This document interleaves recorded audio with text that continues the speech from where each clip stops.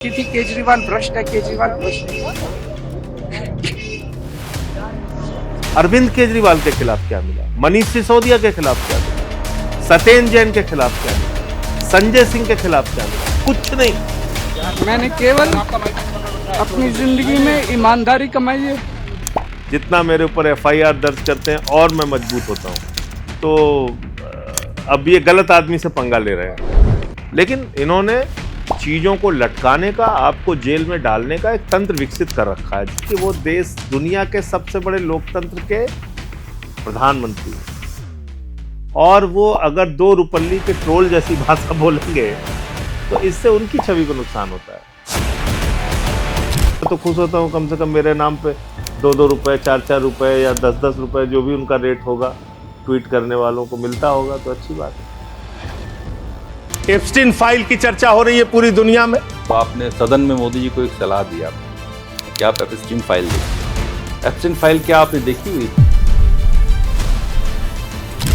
कि आपने एक ट्रेड डील किया उनसे, जो मेरा अपना ये मानना है कि भारत के किसानों के डेथ वारंट पे साइन किया है प्रधानमंत्री। कि आपने सदन में एक बयान दिया कि अगर हनुमान चालीसा पढ़ना है तो मंदिर जाओ, रामचरितमानस पढ़ना है तो राम मंदिर जाओ, साथ में ये क्यों नहीं कहते कि नमाज पढ़ना है तो आप मस्जिद में जाओ, सड़क पे क्यों खूब शुरू हो जाते हो? प्रधानमंत्री जी देखिए, कभी अपने आप को कहते हैं हम 25 साल तक 30 साल तक भिक्षा मांग के अपना जीवन बिताए, कभी वो कहते हैं हम महामानव हैं, नॉन बायोलॉजिकल हैं, कभी कहते हैं हम चाय बेचते थे। तो उनके विभिन्न स्वरूप जो हैं, विरोधाभासी बातें करने का जो उनका तरीका है वो बहुत अजीब है। इस देश के अंदर हिंदू मुसलमान की ऐसी खाई बना दी है कि आप चाहते हैं कि उसके नाम पे आपके सारे अपराध ढक जाएं। अब वो बाबरी मस्जिद तो बीजेपी बनवा रही है, वो तो हुमायूं कबीर जो है वो तो आदमी ही शुभेंदु अधिकारी का है, बीजेपी का आदमी है भाई। जिस हिंदू का खून न खोला, खून नहीं वो पानी है। 1 लाख सरकारी स्कूल हिंदुस्तान में बंद हो गए, किस हिंदू का खून खोला? मेरी जाति के लोग भी मुझे कई बार गालियां देते हैं। हिंदुस्तान की जुडिशरी से जुड़े हुए चंद परिवारों को आप निकालिए, उन्हीं के बच्चे, उन्हीं के दादा, उन्हीं के बाबा, उन्हीं के भाई, उन्हीं के चाचा, उन्हीं के नाती जज बने हैं। दिल्ली में हार सर क्या चूक आपने देखी, पहली चीज। और सर हार के बाद अचानक केजरीवाल जी बिल्कुल गायब ही हो गए दिल्ली से। जाहिदे तंग नजर ने मुझे काफिर समझा, और काफिर ये समझता है कि मुसलमान हूं मैं। रुके न जो, रुके न जो, झुके न जो, दबे न जो, मिटे न जो, हम वो इंकलाब हैं, जुल्म का जवाब है, हर शहीद का गरीब का हम ही तो पाप है।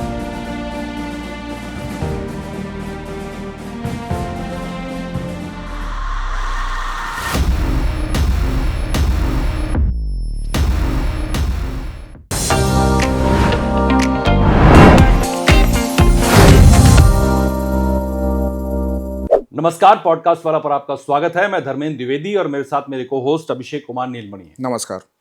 आज पॉडकास्ट हम उस शख्सियत के साथ करेंगे जो अपने बयानों से सत्ता को सीधे चुनौती देते हैं। दिल्ली की सड़कों से लेकर के संसद के सदन तक ऐसी आवाज में बात करते हैं कि सत्ता को सुनना पड़ता है, उनके बारे में बात करना पड़ता है। जो डरते नहीं हैं, जो अपने मुद्दों को लेकर के मुखर हैं, जो हर बात पर खुलकर बात करते हैं, हम उन्हीं के बारे में बात करेंगे अभिषेक आज। एक्चुअली ये ऐसे नेता और ऐसे सांसद हैं जो अपने पार्टी में तो कद्दावर हैं धर्मेंद्र जी, लेकिन जब ये बोलते हैं ना सदन में, तो प्रधानमंत्री को भी अपने बयान में जिक्र करना पड़ जाता है। हाँ, बिल्कुल, हाल में किया उन्होंने। मतलब ये बहुत बड़ी बात है कि अगर मोदी को अपने बयान में जिक्र करना पड़े, भले वो सवाल पे छोड़ गए हों, कहीं भी छोड़ जाए, लेकिन वो बहुत बड़ी बात है। तो आप बिना देर किए उनका स्वागत कर दीजिए। बहुत स्वागत है सर। संजय सिंह जी हमारे साथ हैं, राज्यसभा के सांसद हैं, आम आदमी पार्टी। दर्शकों को भी नमस्कार। बहुत स्वागत सर आपका पॉडकास्ट वाला पर।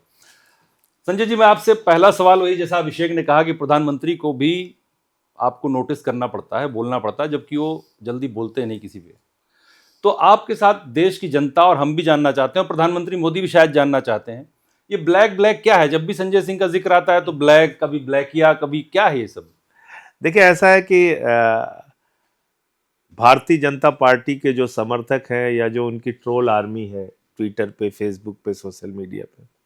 उनको ये लगता है कि किसी व्यक्ति को छोटा करके दिखाओ, उसको डिमीन करो, उसको टारगेट करो, उसको व्यक्तिगत प्रहार करके उसको इतना डेमोरलाइज कर दो कि वो बोलना बंद कर दे। तो वही प्रयोग कई सालों से मेरे खिलाफ भी बीजेपी ने शुरू किया और मेरे बारे में उनके ट्रोल आर्मी के लोग लिखते हैं टिकट ब्लैक किया। हाँ, बहुत बार टिकट ब्लैक किया और तमाम तरह की गालियां देते हैं। मैं अगर लिख दूं मौसम का हाल ये है तो उसके नीचे भी गाली देने आ जाते हैं। अब यहाँ पे आपको तय करना होता है कि आप इन चीजों से विचलित होंगे, उन लोगों से उलझेंगे या आप अपने मुद्दे पे टिके रहेंगे। इनकी परेशानी यह है कि मैंने इन बातों पे कभी ध्यान नहीं दिया, मैं अपने मुद्दे पे टिका हुआ हूं। प्रधानमंत्री ने भी वही कोशिश की। इस बात का थोड़ा अफसोस इसलिए भी है कि वो देश दुनिया के सबसे बड़े लोकतंत्र के प्रधानमंत्री हैं और वो अगर दो रुपल्ली के ट्रोल जैसी भाषा बोलेंगे तो इससे उनकी छवि को नुकसान होता है। जिस बात का ना कोई सिर है ना पांव है, झूठ की बुनियाद पे जो आपकी पार्टी के लोगों के द्वारा एक प्रचार मेरे खिलाफ चलाया जाता है, उसके बारे में प्रधानमंत्री, वो जाहिर सी बात है बहुत ही शातिर आदमी है तो उन्होंने इशारे में ब्लैक ब्लैक करके, लेकिन वो तो सब समझते हैं। तो मैंने उसको और आपको स्पष्ट करके बता दिया कि उनका मकसद यही था कि इन बातों से इसको छोटा करके दिखाओ। बीजेपी की और मोदी जी की यही कोशिश रहती है। तो मेरे ऊपर इन चीज़ों को कोई फ़र्क नहीं पड़ता। मैं तो खुश होता हूँ कम से कम मेरे नाम पे 2-2 रुपये, 4-4 रुपये या 10-10 रुपये जो भी उनका रेट होगा ट्वीट करने वालों को मिलता होगा तो अच्छी बात है, वो अपना काम करते रहे। मेरा जो काम है बीजेपी की गलत नीतियों को एक्सपोज करना, वो काम मैं निरंतर जारी रखूँगा। और इस बार के सत्र में भी मैंने यही कोशिश की कि भाई आप जो असली मुद्दे होते हैं देश के, महंगाई के, शिक्षा के, स्वास्थ्य के, बिजली के, पानी के, लोगों की ज़िंदगी से जुड़े हुए, रुपए की कमजोरी के, या फिर जो भारत की प्रतिष्ठा आप अमेरिका के सामने गिरा रहे हैं, इन सवालों पे सरकार को जवाब देना चाहिए। तो मैं तो उसी पे रहा। पर सर, देश का प्रधानमंत्री अगर इस तरह की बातें कर रहे हैं, अब वो भी सदन के अंदर, कि आपका ब्लैक से कोई पुराना रिश्ता है, तो आपका पुराना रिश्ता तो है नहीं, आप तो पढ़े लिखे इंसान हैं। जिस दौर की बात हो रही है उस दौर में भी कहीं पढ़ाई कर रहे थे आप। तो मैंने Orissa school of mining engineering के उधर से अपनी पढ़ाई की है। मेरी डिग्री भी फर्जी नहीं है। मेरे साथ के बहुत सारे मेरे दोस्त कोई माइंस के मैनेजर हैं, कोई एजीएम हैं, कोई जीएम हैं, कोई अलग अलग स्टील प्लांट में काम करते हैं। तो मैं प्रधानमंत्री जी अगर समय दें तो मैं उन लोगों से उनको मिलवा भी सकता हूँ। तो लेकिन अब जैसा मैंने आपसे कहा ना कि इन लोगों की ये कोशिश रहती है कि गाली गलौज करके लोगों को इतना डेमोरलाइज कर दो कि वो बोले नहीं। लेकिन मेरे केस में मामला दूसरा है। मुझे जितना ये लोग इस तरह से टारगेट करते हैं, मेरी ताकत और बढ़ती है उससे। जितना मेरे ऊपर एफआईआर दर्ज करते हैं और मैं मजबूत होता हूँ।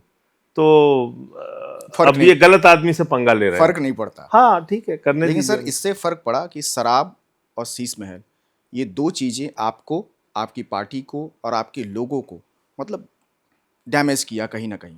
देखिए, अब वहां भी एक दुष्प्रचार योजनाबद्ध तरीके से चलाया गया आम आदमी पार्टी के खिलाफ। जिस प्रधानमंत्री की रैली में आदिवासी फंड के नाम पे 50 करोड़ रुपए खर्च किया जाता हो, 7 करोड़ रुपए उनका स्टेज बनाने पे खर्च किया जाता हो, 2 करोड़ रुपए वहाँ टॉयलेट के इंतजाम में खर्च किया जाता हो, 2 करोड़ रुपए वहाँ समोसे और चाय पानी में खर्च किया जाता हो, वो प्रधानमंत्री जिनके हवाई जहाज हजारों करोड़ के हैं, 12-12 करोड़ की 6 गाड़ियाँ जिनके काफिले में चलती हैं, जिनका रहन सहन एक राजा महाराजा से कम नहीं है, और जिनकी पार्टी के तमाम मुख्यमंत्री, चाहे वो उत्तराखंड के मुख्यमंत्री के बंगले और उनके शीश महल और उनके 5 स्टार होटल जैसे व्यवस्था को देख लीजिए, या फिर रमन सिंह जी के ज़माने में 114 करोड़ रुपए जो उनके बंगले पे खर्च किया गया उसको देख लीजिए। ऐसे तमाम उदाहरण आपको मिल जाएंगे। उसकी डिटेल में जाऊंगा तो बहुत लंबी बातचीत करनी पड़ेगी। लेकिन इन लोगों को कोई हक नहीं है कि इस तरह से ये बातों को उठाएं, लेकिन क्योंकि उनको अरविंद केजरीवाल जी को बदनाम करना था तो एक मुद्दा ये बनाया उन्होंने। जहाँ तक आपने शराब की बात की, एक्साइज पॉलिसी में आज तक क्या निकला? देश भर में जितने छापे पड़ते हैं, बहुत सारे छापों में नोटों की गड्डियाँ मिल रही हैं, ज़मीन के कागजात मिल रहे हैं, फ्लैट्स मिल रहे हैं, बड़े बड़े बंगले मिल रहे हैं, ये मिलते हैं। अरविंद केजरीवाल के खिलाफ क्या मिला? मनीष सिसोदिया के खिलाफ क्या मिला? सत्येंद्र जैन के खिलाफ क्या मिला? संजय सिंह के खिलाफ क्या मिला? कुछ नहीं, 1 रुपए नहीं मिला। न सोना, न गहना, न रुपया, न फ्लैट, न जमीन, न कागज।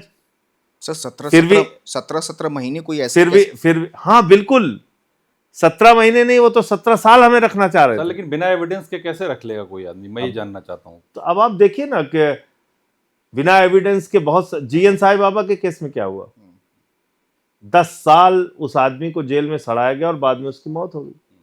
अब वो इस दुनिया में नहीं है, और उनको बेल मिलने के बावजूद, उनको हाई कोर्ट से बरी करने के बावजूद यहां सुप्रीम कोर्ट से स्टे कर दिया जाता है।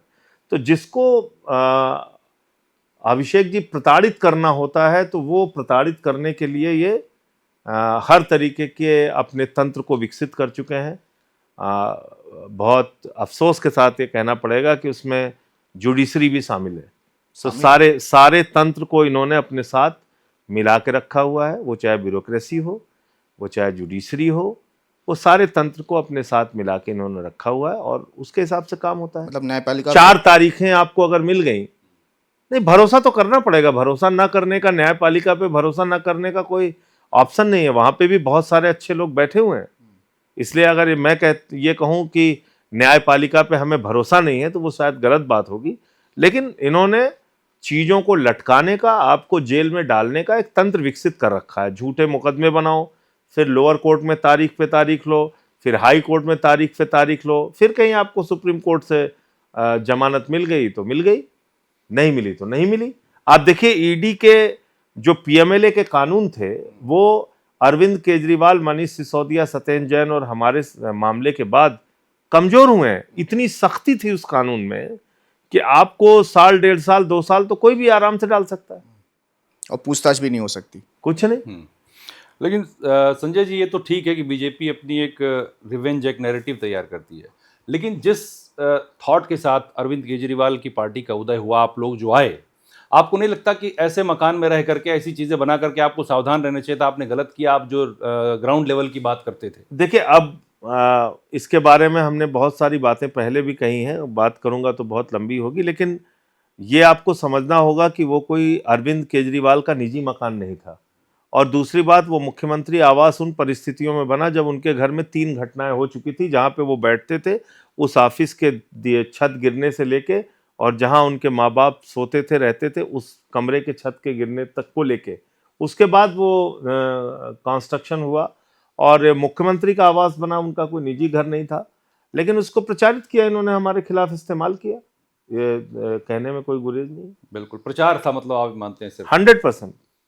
क्योंकि मैंने आपको उदाहरण दिया ना, जो व्यक्ति आदिवासी फंड से, अभी गुजरात का मामला है, 50 करोड़ रुपए उन्होंने अपने रैली में खर्च किया प्रधानमंत्री जी ने। कहीं सांस लेने वाला कोई नहीं, एक शब्द कोई बोलने वाला नहीं, एक शब्द। वो तो हमारे विधायक ने आरटीआई के जरिए सारी डिटेल्स उसकी निकाली। तो प्रधानमंत्री जी देखिए, कभी अपने आप को कहते हैं हम 25 साल तक, 30 साल तक भिक्षा मांग के अपना जीवन बिताए, कभी वो कहते हैं हम महामानव हैं, नॉन बायोलॉजिकल हैं, कभी कहते हैं हम चाय बेचते थे। तो उनके विभिन्न स्वरूप जो हैं, विरोधाभासी बातें करने का जो उनका तरीका है, वो बहुत अजीब है। उनका जीवन जो है, अगर आप देखेंगे तो आज की तारीख में बहुत सारे राजा महाराजा उनके आगे फेल है। बात प्रधानमंत्री, लेकिन वो मुद्दा नहीं बनता है। हाँ, बात प्रधानमंत्री मोदी जी की हो रही है, तो आपने सदन में मोदी जी को एक सलाह दी आपने कि आप एप्स्टीन फाइल देखिए। एप्स्टीन फाइल क्या आपने देखी हुई, क्या है उस पर जो मोदी जी के लिए बोला? देखिए, मोदी जी के लिए ये बोला मैंने कि अनिल अंबानी, हरदीप पुरी और नरेंद्र मोदी जी का नाम एप्स्टीन फाइल में आया। किन किन कारणों से आया वो भी बता देता हूं आपको। अनिल अंबानी और उनके बीच की बातचीत है, जिसमें वो ये कह रहा है कि भारत के प्रधानमंत्री को व्हाइट हाउस के चीफ सेक्रेटरी से मिलना चाहिए। उसके बाद प्रधानमंत्री की मीटिंग हुई और इजराइल का दौरा होता है। इजराइल के दौरे के बाद वो एक दावा कर रहा है कि उसने इजराइल के प्रधानमंत्री से, या इजराइल का जो दौरा कराया उसमें उसकी भूमिका थी, और इस दौरान यूएस प्रेसिडेंट का गुणगान किया, नाचे, ऐसा उसकी मेल के जरिए बातें मिलती हैं। अब कोई एप्स्टीन अकेले अनिल अंबानी या भारत के प्रधानमंत्री के बारे में बात कर रहा हो, ऐसा भी नहीं है। ट्रंप के बारे में भी उसने बात किया है, उसने बिल क्लिंटन के बारे में भी बात किया है, उन लोगों के साथ भी उसकी तस्वीरें हैं। उसने प्रिंस एंड्रयू का भी नाम आया यूके के, और दुनिया के तमाम देशों के राष्ट्रपति, उपराष्ट्रपति, भूतपूर्व राष्ट्रपति, तमाम बड़े बड़े ब्यूरोक्रेट्स, बड़े बड़े अधिकारियों के साथ उसके नाम आए। लेकिन सब जगह जांचें हुई, सब जगह सरकार ने जवाब दिए, कई जगह गिरफ्तारियां भी हुई। हमारे देश में कुछ नहीं हो रहा है, कोई जवाबदेही नहीं है। भाई प्रधानमंत्री को सामने आके यही कहना चाहिए था कि नहीं, अनिल अंबानी और एप्स्टीन जो आपस में बातचीत कर रहे हैं उससे हमारा कोई लेना देना नहीं है। इजराइल के साथ इजराइल के दौरे, और ये भी याद रखना चाहिए कि भारत के प्रधानमंत्री के तौर पे इजराइल का दौरा करने वाले नरेंद्र मोदी जी पहले प्रधानमंत्री हैं। तो ये मीटिंग उस फिक्स करने में उसकी कोई भूमिका थी या नहीं थी, ये कौन बताएगा? तो प्रधानमंत्री बताएंगे। आपने खाली अपने एक स्पोक्स पर्सन को आगे कर दिया विदेश मंत्रालय के, वो कह रहा है नहीं नहीं साहब ये सब बकवास बातें कर रहे हैं। अरे भाई, एक आदमी के फाइल के ऊपर इतनी सारी जांचें पूरी दुनिया में चल रही हैं, इतना विरोध पूरे यूएस में हर स्टेट के अंदर विरोध हो रहा है ट्रंप का, और जो भी एप्स्टीन फाइल के खुलासे हुए हैं, भारत में कोई जवाबदेही नहीं तय होगी। पर वो आदमी तो आज एक हरदीप पुरी का मामला देखिए, उन्होंने कहा हमारी 3-4 बार मुलाकात हुई, 14 मीटिंगें उनकी हुई, और इतना ही नहीं, उसके उस समय उनकी मीटिंगें हुई जब वो किसी सरकारी पद पे नहीं थे। मैं आपसे बड़ी विनम्रता पूर्वक पूछना चाहता हूं कि उन्होंने कहा कि हमने डिजिटल इंडिया के बारे में बातचीत की। डिजिटल इंडिया के बारे में हरदीप पुरी जी और एप्स्टीन एप्स्टीन की बातचीत कब हो रही है? एप्स्टीन की और हरदीप पुरी जी की बात तब हो रही है जब वो किसी भी सरकारी पद पर नहीं थे। ये आपके दर्शकों को समझना पड़ेगा। किसी भी सरकारी पद पर हरदीप पुरी जी नहीं थे। उस वक्त वो एप्स्टीन से मुलाकात करके डिजिटल इंडिया के बारे में बातचीत कर रहे थे, नंबर 1। दूसरी जो सबसे गंभीर बात है, भारत के प्रधानमंत्री पद और गोपनीयता की शपथ लेते हैं। जो डिजिटल इंडिया लागू हुआ हिंदुस्तान में, या उसकी चर्चा हुई, वो 8 महीने बाद हुई। 8 महीने पहले हरदीप पुरी को डिजिटल इंडिया के बारे में कैसे पता है? 8 महीने पहले एप्स्टीन को कैसे पता है डिजिटल इंडिया के बारे में? क्यों आप बातचीत कर रहे हैं? आप तो कैबिनेट मंत्री भी तब नहीं थे हरदीप पुरी जी। तो क्या ये भारत के प्रधानमंत्री ने अपने पद और गोपनीयता की शपथ के साथ धोखा नहीं किया? क्या उन्होंने भारत के साथ उसकी गोपनीयता को बनाए रखने की जो शपथ ली है उसके साथ धोखा नहीं किया? ये जवाब कौन देगा? आप 8 महीने पहले, डिजिटल इंडिया लागू होने के 8 महीने पहले, आप एक ऐसे बाल यौन शोषण के घिनौने अपराधी जो सजा पा चुका है उससे बातचीत कर रहे हैं डिजिटल इंडिया के बारे में। यह गंभीर सवाल नहीं है अपने आप में? इसके बारे में जवाब नहीं करना देना चाहिए। और अनिल अंबानी, जिसको आपने राफेल का ठेका दिया, वो अनिल अंबानी क्या कह रहा है? उसकी तो ईमेल इतनी खतरनाक है, उसमें तो एक गोरी भूरी लड़की का जिक्र हो रहा है, महिला का जिक्र हो रहा है। तो ये सारी बातें हैं जिसका जवाब भारत सरकार को और प्रधानमंत्री जी को देना चाहिए। मैंने यही बात कही। पर सदन में सुधांशु त्रिवेदी ने कहा कि इससे डायरेक्ट मैसेजिंग नहीं हुई है, डायरेक्ट मोदी से या पीएमओ से वो डायरेक्ट कनेक्शन नहीं है, किसी के कहने मात्र से नहीं हो सकता। हवाला डायरी में क्या हुआ था? डायरेक्ट हुआ था? नहीं, डायरेक्ट नहीं हुआ। तो अडवाणी जी ने इस्तीफा क्यों दिया? शरद यादव जी ने इस्तीफा क्यों दिया? क्यों उस समय के तमाम नेताओं ने इस्तीफा दिया? तो आप क्या डिमांड कर रहे हैं? मैं ये कह रहा हूं कि प्रधानमंत्री जी को सामने आके फिर झूठ क्यों बोल रहे हैं? भाई, जैसे मैंने पूछा, डिजिटल इंडिया 8 महीने बाद लागू होता है, 8 महीने पहले हरदीप पुरी जी कैसे बात कर रहे हैं उनसे? वो मंत्री नहीं है, किसी सरकारी पद पे नहीं है, तो आपने भारत के प्रधानमंत्री के तौर पे जो पद और गोपनीयता की शपथ ली है उसके साथ धोखा किया है। तो इसके बारे में स्पष्टीकरण आप नहीं देंगे? आपको जवाब देना चाहिए, सामने आके जवाब बिल्कुल देना चाहिए। मैं यही उनसे कह रहा हूं कि अगर ये आरोप लगे हैं तो इसके बारे में जवाब कौन देगा? और आज की तारीख में मन में तमाम आशंकाएं इसलिए भी पैदा हो रही हैं कि आपने एक ट्रेड डील किया उनसे, जो मेरा अपना मानना है कि एक तरफा ट्रेड डील है, जो मेरा अपना ये मानना है कि भारत के किसानों के डेथ वारंट पे साइन किया है प्रधानमंत्री ने। कैसे? मैं ये सवाल अगला मैं भी आपको बताता हूँ, डिटेल में बताता हूँ। मोदी सरकार तो पीठ थपथपा मैं बता रहा हूँ ना आपको, एग्रीकल्चर को बाहर करके। मैं बिल्कुल बता रहा हूँ आपको। एक ट्रेड डील किया किन परिस्थितियों में? जब एप्स्टीन फाइल्स में हरदीप पुरी, अनिल अंबानी और स्वयं प्रधानमंत्री जी का जिक्र हुआ। मतलब आप इससे कनेक्ट कर रहे हैं। आपने ट्रेड डील किस वक्त में किया? जिस वक्त आपके सबसे करीबी दोस्त, जिनके ऊपर अपनी जान न्यौछावर करने को आप तैयार रहते हैं, गौतम अडानी जी, जिनको आपने पूरा देश नीलाम कर दिया है, सब कुछ उनका है, बिजली, पानी, सड़क, रेल, सेल, कोयला, गैस, सी पोर्ट, एयरपोर्ट, कुछ नहीं छोड़ा आपने, सब कुछ दे दिया उनको।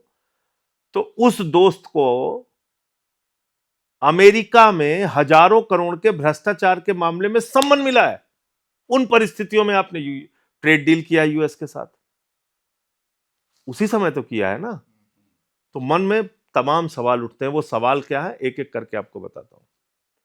सवाल ये उठता है कि आदरणीय प्रधानमंत्री जी, भारत के कुछ सामानों पर 2.9% टैक्स लगता था जब भारत का सामान अमेरिका जाता था। अमेरिका के तमाम सामानों पर 23% से लेकर 29% भारत में टैक्स लगता था, अमेरिका के सामानों पर, क्योंकि हमें अपने रोजगार को सुरक्षित रखना है। ठीक है। भारत के कृषि क्षेत्र को सुरक्षित रखना है, हथकरघा को सुरक्षित रखना है, ऐसे छोटे बड़े जो उद्योग हैं उसको हमें सुरक्षित रखना है। और इसलिए हम नहीं चाहते कि उन लोगों का रोजगार छीना जाए, इसलिए बाहर से कोई कंपनी हिंदुस्तान में नहीं आनी चाहिए। ये हमारा स्टैंड रहा। ये प्रधानमंत्री जी का नहीं, प्रधानमंत्री जी से पहले जितने प्रधानमंत्री रहे, पॉलिसीज रही, उनका सबका स्टैंड रहा कि भाई हम कृषि क्षेत्र में कोई भी एंट्री बर्दाश्त नहीं करेंगे, हम कोई आयात की छूट नहीं देंगे, आयात प्रतिबंध नहीं हटाएंगे। बहुत सारे सामानों पे आयात प्रतिबंध लगे हुए थे कि नहीं, हम अपना ही इस्तेमाल करेंगे। आपके ऊपर उसने 2.9% से बढ़ा के टैक्स कर दिया 25%, और आपने उसके ऊपर टैक्स 29% से घटा के कर दिया 0%। फिर उसने कहा चलो भाई ठीक है, तुमको मैं 25 के बजाय 18 कर देता हूं। तो आपके ऊपर हो गया 18%, उसका 0, उसका हो गया 0। अब 0 बड़ा है कि 18 बताइए आप? जाहिर सी बात है 18% ज्यादा ही तो है। हाँ। ये कौन सी ट्रेड डील है? ये कौन सी ट्रेड डील है? और आपने उनके लिए सोयाबीन तेल के लिए बाजार खोल दिया, ज्वार के लिए बाजार खोल दिया, मक्के के लिए बाजार खोल दिया, फलों के लिए बाजार खोल दिया, और लिख दिया अंत में और अन्य उत्पाद। जैसे हमारे यहां यूपी में एफआईआर दर्ज होती है तो उसमें कहा जाता है संजय सिंह फला फला फला और 400 अज्ञात। तो 400 अज्ञात में जिसको चाहो उसको डाल दो, जब मर्जी आता। तो जब कृषि के अन्य उत्पाद आपने लिख दिया तो कृषि क्षेत्र का कोई भी, आप कल को गेहूं खोल देंगे, आप कहेंगे भाई चावल खोल देंगे, कहेंगे तो अन्य में हमने लिखा ही हुआ था, अन्य उत्पाद में आ रहा है ये सब। अब आप कल्पना कीजिए कि भारत का किसान और अमेरिका का किसान, अमेरिका के किसान को करीब करीब 66 लाख रुपए सालाना सब्सिडी मिलती है, सरकार की ओर से छूट मिलती है। हिंदुस्तान के एक किसान को जो छूट मिलती है वो चंद हजार रुपए की छूट मिलती है, कुछ हजार रुपए की सालाना छूट मिलती है। एग्जैक्ट फिगर आप कहेंगे तो मैं आपको बता दूंगा। तो दोनों के बीच में प्रतियोगिता कैसे हो सकती है? नहीं हो सकती, बिल्कुल नहीं हो सकती। अगर हम कोई किसी चीज का उत्पादन करेंगे, भारत का किसान किसी चीज का, उसमें सिंचाई देना है, लगान देना है, डीजल देना है, खाद देना है, तमाम चीजों के बाद जब हम अपनी फसल तैयार करेंगे तो वो कृषि उत्पाद हमको जाहिर सी बात है महंगा मिलेगा। और अमेरिका का किसान जो तमाम चीजों की छूट पा रहा है उसके लिए वो कृषि उत्पाद सस्ता होगा। उसके लिए जब आपने बाजार, हिंदुस्तान का कृषि बाजार खोल दिया तो आप देखिएगा कि भारत के किसान बर्बाद होंगे इससे बुरी। कपास पे आपने 0 टैक्स कर दिया, जिसको लेके महाराष्ट्र और गुजरात में आंदोलन भी हुआ था। बिल्कुल, कितनी आत्महत्याएं हुई कपास को, कितनी आत्महत्याएं। तो आप एक देश के साथ धोखा कर रहे हैं ना, किसानों के साथ। पर देश के प्रधानमंत्री, वो प्रधानमंत्री जी जो हमेशा स्वदेशी की बात करते हैं, आत्मनिर्भर भारत की बात करते हैं, मेक इन इंडिया की बात करते हैं, कहते हैं विदेशी सामानों का बहिष्कार करना है। तो ये आपका दोहरा चरित्र है ना। एक तरफ तो आरएसएस और स्वदेशी जागरण मंच के लोग घर घर पर्चा बांटते थे, मुझे याद है खुद, कि भाई ये सामान इस्तेमाल करना है, ये नहीं करना है, ये सामान इस्तेमाल करना है, ये नहीं करना है, ये हिंदुस्तानी है, ये विदेशी है। और आज आप और क्या कह रहे हैं? आप कह रहे हैं साहब करीब करीब जो है हम 45 लाख करोड़ रुपए का सामान हम विदेशों से लाएंगे। अब अगर आप बताइए कि 45 लाख करोड़ रुपए का अमेरिका का सामान हिंदुस्तान की बाजारों में भर जाएगा, तो यहाँ के जो छोटे मोटे रोजगार करने वाले लोग हैं बेचारे कहाँ जाएंगे? मैं सिर्फ एक सवाल करूंगा, आप इतना सोच रहे हैं, क्या देश का प्रधानमंत्री ये नहीं सोच रहा है कि हमारे किसान बर्बाद हो जाएंगे? अब मैं अगर कुछ कहूंगा तो मुझे ये माना जाएगा कि मैं तो मोदी जी का विरोधी हूं, इसलिए ही कह रहा हूं ये बात। मैं तो देश के लोगों से कहना चाहता हूं कि इसको आप सोचिए खुद से कि ये कितना दोहरा चरित्र है, कितनी दोहरी घोषणा है कि एक तरफ आप स्वदेशी की बात करते हैं, आत्मनिर्भर भारत की बात करते हैं, मेक इन इंडिया की बात करते हैं, और दूसरी तरफ आप कहते हैं कि हम हर साल 9 लाख करोड़ रुपए विदेशों से आयात करेंगे, अमेरिका से आयात करेंगे। अभी 3 लाख करोड़ का ऑलरेडी आप आयात कर रहे हैं, इसका मतलब 12 लाख करोड़ रुपए का, इसका मतलब 5 साल में 60 लाख करोड़ रुपए का आप आयात करेंगे। तो ये जो इकोनॉमी देश की बता रहे हैं बढ़ रही है, 3 नंबर पहुंच जाएंगे दुनिया में, ये सब क्या है? सर आप कुछ पहले आपको नंबर पे पहुंच जाइए, हम कहाँ मना कर रहे हैं। नहीं तो क्या आधार है कि हवा में सब चीजें चल रही हैं? नहीं, बिल्कुल आधार है। आप पहले नंबर पर पहुंच जाइए दुनिया की अर्थव्यवस्था के मामले में, लेकिन आप प्रति व्यक्ति आय के मामले में 150वें नंबर पे खड़े रहिए, इससे क्या फर्क पड़ता है? ये सब डाटा मैट्रिक्स है, मतलब आपका ये कहना है कि डाटा मैट्रिक्स है? मतलब आंकड़े जो नहीं, भारत देश दुनिया की चौथी बड़ी अर्थव्यवस्था है, लेकिन भारत प्रति व्यक्ति आय के मामले में 142वें नंबर पर है। ये दोनों बात 100% सच है। मैं दोनों बात ईमानदारी से देश के लोगों के सामने आपके माध्यम से रखना चाहता हूं। तो इसकी व्याख्या भी कर दीजिए ना कि व्याख्या कर रहा हूं। हाँ। व्याख्या यह है कि चंद लोग भारत के, वो अरबपति, खरबपति, हजारों करोड़पति, लाखों करोड़पति बन रहे हैं, जिसकी वजह से आपकी अर्थव्यवस्था का जो साइज है वो बड़ा हो गया कि भाई हम इतने लाख करोड़ की अर्थव्यवस्था हैं आज की तारीख में। तो आप आ गए दुनिया के चौथे नंबर पे। लेकिन प्रति व्यक्ति आय के मामले में जो झारखंड में रहने वाला, उड़ीसा में रहने वाला, यूपी में रहने वाला, बिहार में रहने वाला, राजस्थान में रहने वाला जो व्यक्ति है, आम आदमी है, गरीब आदमी है, या मजदूरी करने वाला जो गरीब आदमी है, उसकी प्रतिदिन की आमदनी क्या है, उसके हिसाब से भारत दुनिया के पैमाने पे कहाँ खड़ा है? 142वें नंबर पर। मतलब आप ये कह रहे हैं जो अमीर हैं अमीर होते जा रहे हैं, गरीब जो है गरीब नहीं, मैं आपके दर्शकों के लिए एक और आंकड़े ही पढ़ देता हूं ना, तो जिससे आपको पता चल जाएगा कि हम कहां पर खड़े हैं प्रति व्यक्ति आय के मामले में। तो उससे हमारा कैसे लाभ होगा, आप बताइए। मैं ये आंकड़े पढ़ना चाहूंगा। दुनिया का एक बहुत छोटा सा देश है लग्जमबर्ग, है, जिसकी प्रति व्यक्ति आमदनी है 1 करोड़ 8 लाख रुपए। फिर आयरलैंड है जिसकी प्रति व्यक्ति आमदनी है 83 लाख रुपए। फिर अमेरिका है जिसकी प्रति व्यक्ति आय है 66 लाख रुपए। फिर जर्मनी है जिसकी प्रति व्यक्ति आय है 45 लाख रुपए। जापान की प्रति व्यक्ति आय है 29 लाख रुपए। चीन की प्रति व्यक्ति आय है 11 लाख रुपए। रूस की प्रति व्यक्ति आय है 12 लाख रुपए। ब्राजील की प्रति व्यक्ति आय है 8 लाख रुपए। बांग्लादेश की प्रति व्यक्ति आय है 2.3 लाख रुपए। ध्यान से इसको सुनिएगा, बांग्लादेश की प्रति व्यक्ति आय है 2.3 लाख रुपए और भारत की प्रति व्यक्ति आय है 2.1 लाख रुपए। अब आप बताइए। नहीं, आपका आंकड़ा सही है। ये खबर आई थी कि मैंने पढ़ा था कि बांग्लादेश भी आगे निकल गया प्रति व्यक्ति आय में। तो इस पे हमें शर्मिंदा होना चाहिए कि खुश होना चाहिए? बहुत शर्मिंदा होना चाहिए। शर्मिंदगी की बात है, क्योंकि आप जिन देशों की बात करते हैं, आप अमेरिका से compete करने की बात करते हैं, आप रूस की बात करते हैं, जर्मनी करते हैं। रूस है, अमेरिका है, जर्मनी है, जापान है, उसका 10वां हिस्सा भी नहीं मिलता आपको। 2.3 लाख रुपए भारत की प्रति, 2.1 लाख रुपए लग्जम 2.1 हमारा है, 2.3 बांग्लादेश का है। हाँ। तो ये चीज ठीक नहीं है। और आप अगर देश के प्रगति की बात कर रहे हैं तो मेरा अपना मानना है, मैंने संसद में भी ये बात कही थी, अब उन सब बातों की तो जिक्र ही नहीं होती क्योंकि मोदी जी ने तो मेरे दूसरे विषयों का जवाब दिया, फालतू की बातों का जवाब दिया या आरोप लगाए, जो भी किया। आप कहते हैं कि 2047 तक हमको भारत को विकसित भारत बनाना है। तो ये एक ऐसा सब्जबाग है जो आपको दिखाया जा रहा है, जिसका हकीकत से कोई लेना देना नहीं है। बिल्कुल। जब आप कहते हैं कि हम भारत को विकसित भारत बनाना चाहते हैं, तो शिक्षित भारत होगा तभी विकसित भारत होगा, स्वस्थ भारत होगा तभी विकसित भारत होगा, ग्रामीण व्यवस्था सुदृढ़ होगी तभी विकसित भारत होगा, एग्रीकल्चर सेक्टर जो आपकी रीढ़ है जब वो मजबूत होगा तभी भारत विकसित होगा, ये आप जानते हैं। फिर भाई साहब आपने क्या किया है कि देश की शिक्षा का बजट है 2%, ओनली सिर्फ देश के स्वास्थ्य का बजट है 2%, देश में ग्रामीण विकास का बजट है 3.5%, और एग्रीकल्चर का भी जो 3-3.25% जो भी उनका बजट है वो भी आपने घटा के कम कर दिया इस बार।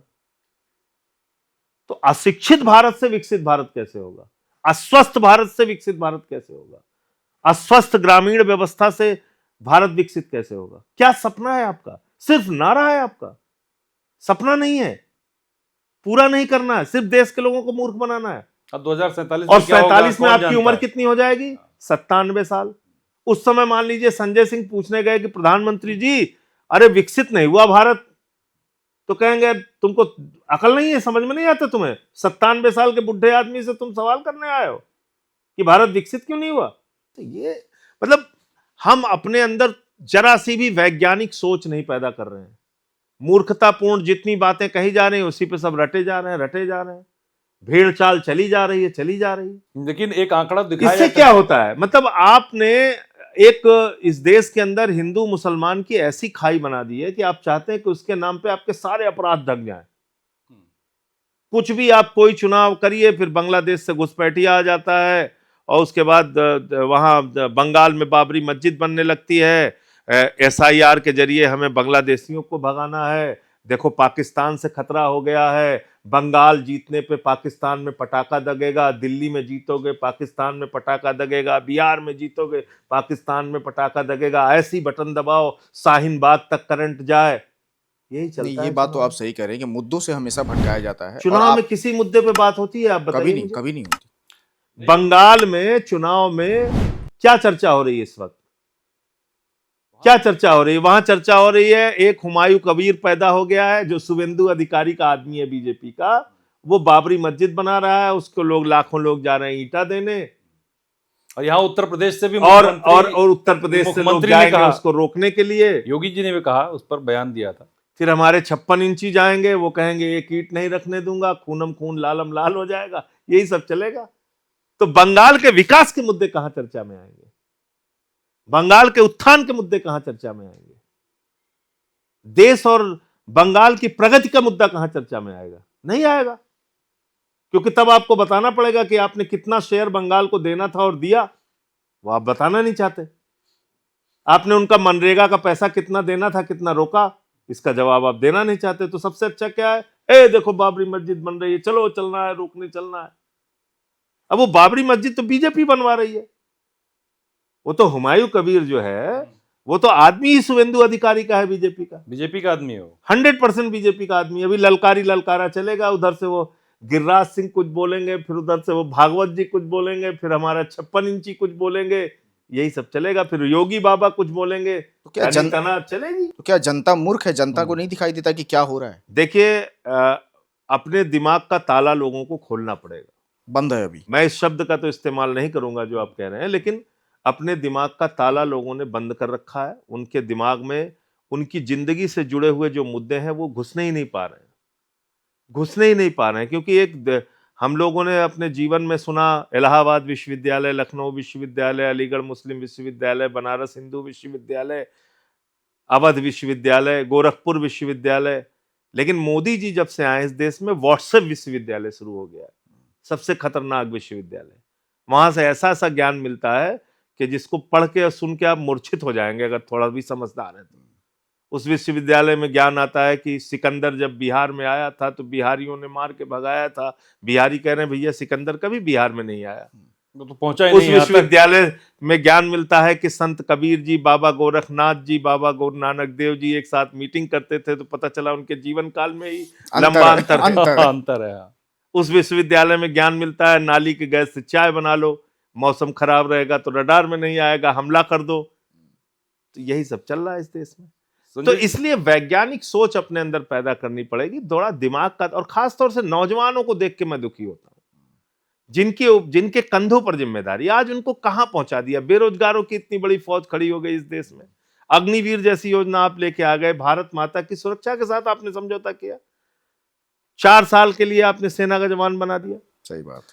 मतलब 17 साल में वो सेना में भर्ती होगा, 21 साल में रिटायर हो जाएगा, बाप नौकरी करता रहेगा, बेटा रिटायर हो जाएगा, कोई आएंगे उसकी शादी देखने वाले, बोलेंगे भैया बेटा क्या करता है, बोले रिटायर है। बाप क्या करते हैं, बाप कचहरी में क्लर्क है। तो बाप नौकरी कर रहा है, बेटा रिटायर है। संजय जी, लेकिन आपने कहा कि जो आज की शादी ब्याह होना मुश्किल हो जाएगा। आज की राजनीति में जो धर्म का इस्तेमाल आप बता रहे हैं, इसमें आपने सदन में एक बयान दिया कि अगर हनुमान चालीसा पढ़ना है तो मंदिर जाओ, रामचरितमानस पढ़ना है तो राम मंदिर जाओ। साथ में ये क्यों नहीं कहते कि नमाज पढ़ना है तो आप मस्जिद में जाओ, सड़क पे क्यों शुरू हो जाते हैं? मैं आपसे ये कह रहा हूं कि पहली बात तो एक बात ये समझिए कि जो मस्जिद में नमाज पढ़ने की बात है, मस्जिद में ही नमाज पढ़ी जाती है। नहीं, सड़कों पर कई जगह, और सड़कों पे जहां नमाज पढ़ी जाती है, वहां जहां रोकते हैं वो लोग मानते हैं, नहीं जाते हैं, अपना पढ़ते हैं। अभी दिल्ली में कितना विवाद हुआ था, आपने सड़क पे नमाज पढ़ी जा रही थी, आपने देखा, अब तो पता ही है सब। आप देखिए, ऐसा है कि एक जुमे की नमाज के वक्त उनका मामला आता है सामने के लिए, तो जुमे की नमाज भी कोशिश करके वो लोग अपनी मस्जिदों में पढ़ें, वो मुद्दा नहीं है। और उससे वो किसी के धर्म के खिलाफ अगर भड़काने जाते हैं तो मैं उन मुसलमानों के खिलाफ भी हूं। अगर वो किसी मंदिर के सामने जाके नमाज पढ़ रहे हैं और वहां पे नारे लगा रहे हैं, बिल्कुल उनके खिलाफ सख्त से सख्त कार्रवाई होनी चाहिए। आप चर्च के सामने उस समय जाके हनुमान चालीसा पढ़ रहे हैं जब उनका त्योहार है। आप उनका त्योहार, उनके त्योहार के दिन आप जा रहे हैं वहां पे हनुमान चालीसा पढ़ रहे हैं, लोगों को उत्तेजित कर रहे हैं, गुस्सा दिखा रहे हैं उनके सामने, उपद्रव कर रहे हैं। ये बजरंगबली ने आपको कहा है?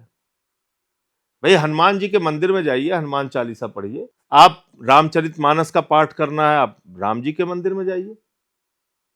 और मेरा अपना भी मानना है, ये भी मानना है कि कोई भी धर्म को मानने वाले लोग इस प्रकार का उत्पात करने की किसी को भी इजाजत नहीं देनी चाहिए, चाहे हिंदू हो चाहे मुसलमान हो। आपने मुझसे पूछा ना मस्जिद को लेकर, मैं कह रहा हूं अगर कोई भी मुसलमान झुंड बना के किसी मंदिर के सामने जाके हल्ला गुल्ला नारेबाजी करे, उसके खिलाफ सख्त से सख्त कार्रवाई होनी चाहिए।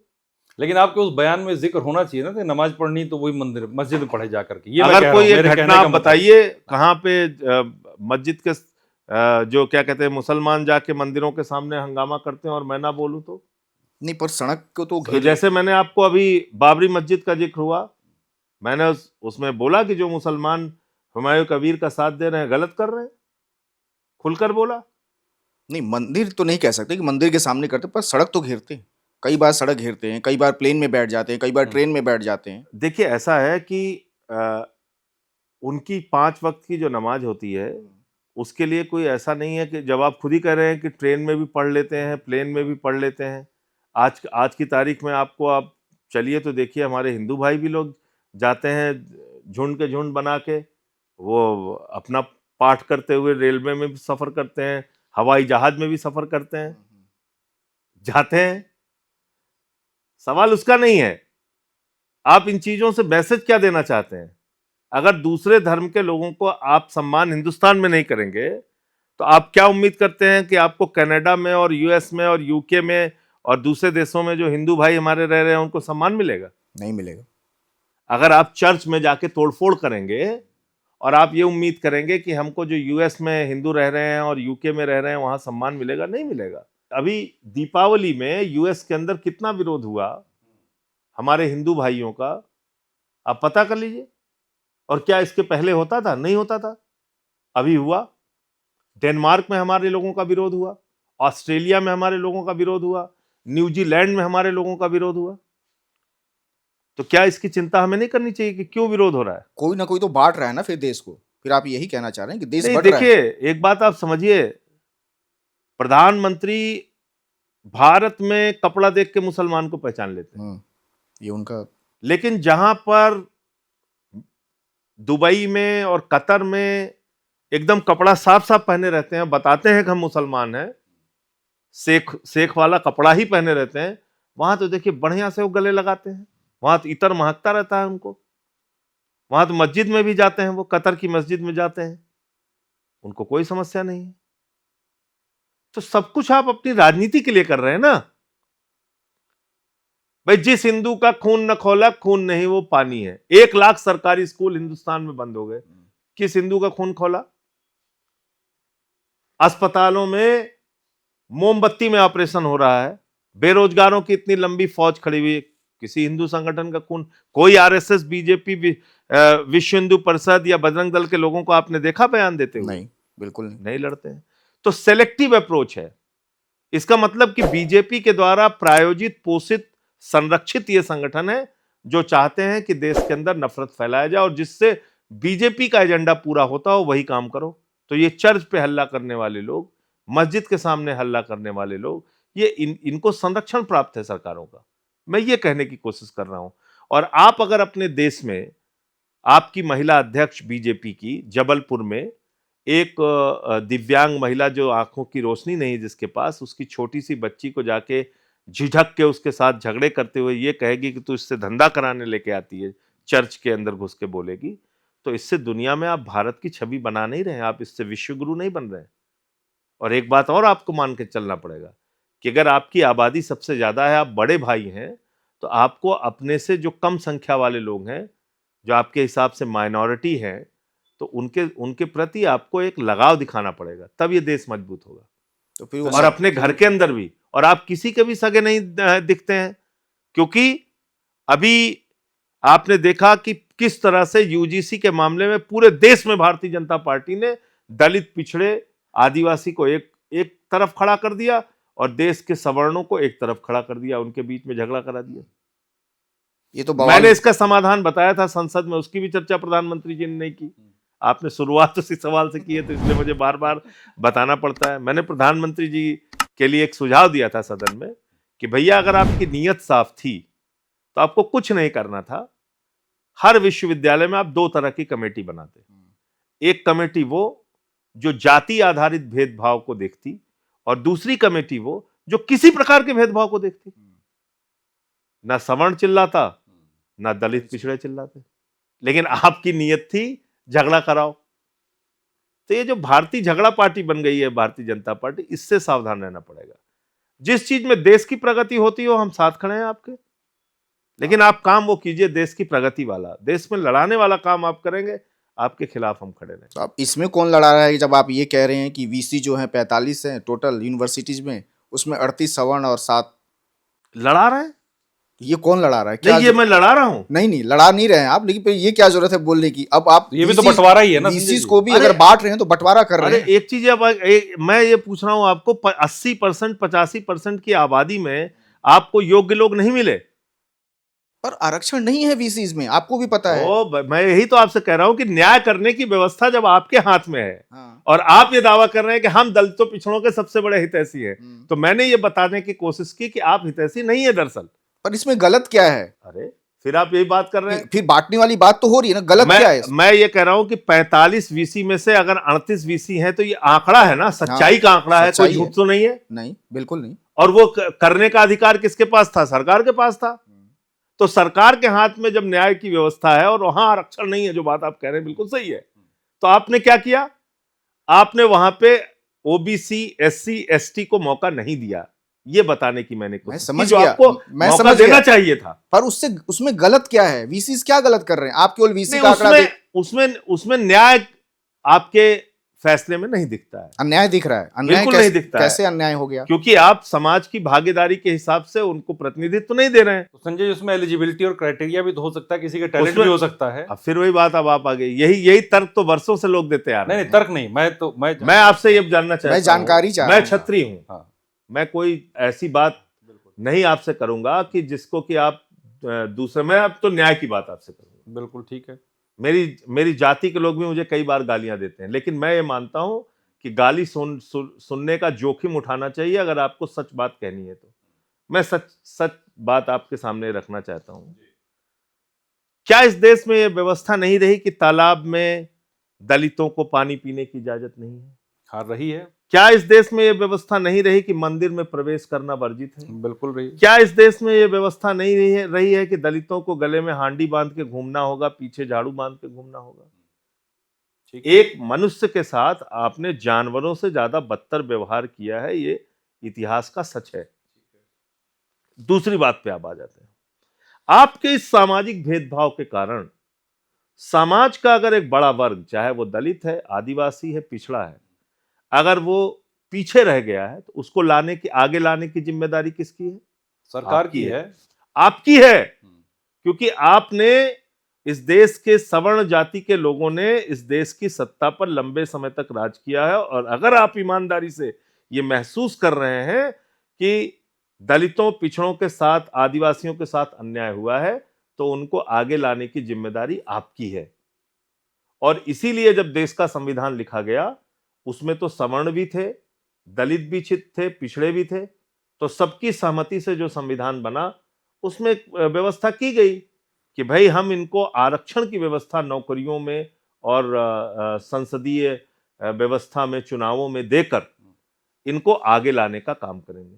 वो इतने वर्षों में हो रहा है। संजय जी, वो तो 10 साल के लिए तो था ना। जहां पर आपके नहीं, ये गलत बात कही, ये हमें यही पता, ये गलत बात कही कि उसकी समीक्षा होनी थी, और समीक्षा के बाद मेरा सवाल ही समीक्षा के बाद भी अगर मैं आपसे लंबी बहस करूंगा, आप एक प्रोग्राम खाली, मैं कह रहा हूं इसी पे अगर आप रखिए, मैं आपसे बहस करने के लिए तैयार हूं। कितना प्रतिनिधित्व इस देश की 85% आबादी का आईएएस में, आईपीएस में, सेक्रेटरीज में है। तो मेरा सवाल यही है, जब रिजर्वेशन है, सब कुछ है, 75 साल बीत गए, फिर क्यों दशा में सुधार नहीं हो रहा है?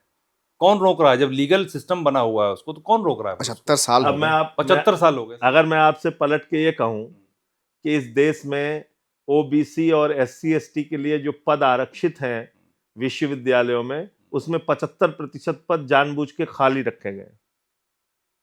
अच्छा, इसके लिए ऐसा आंकड़ा, डेटा आपके पास है? बिल्कुल है, आरटीआई का डाटा है, आपको दे दूंगा। जब मेरा इंटरव्यू चलाइएगा तो उसके साथ वो भी चला दीजिएगा।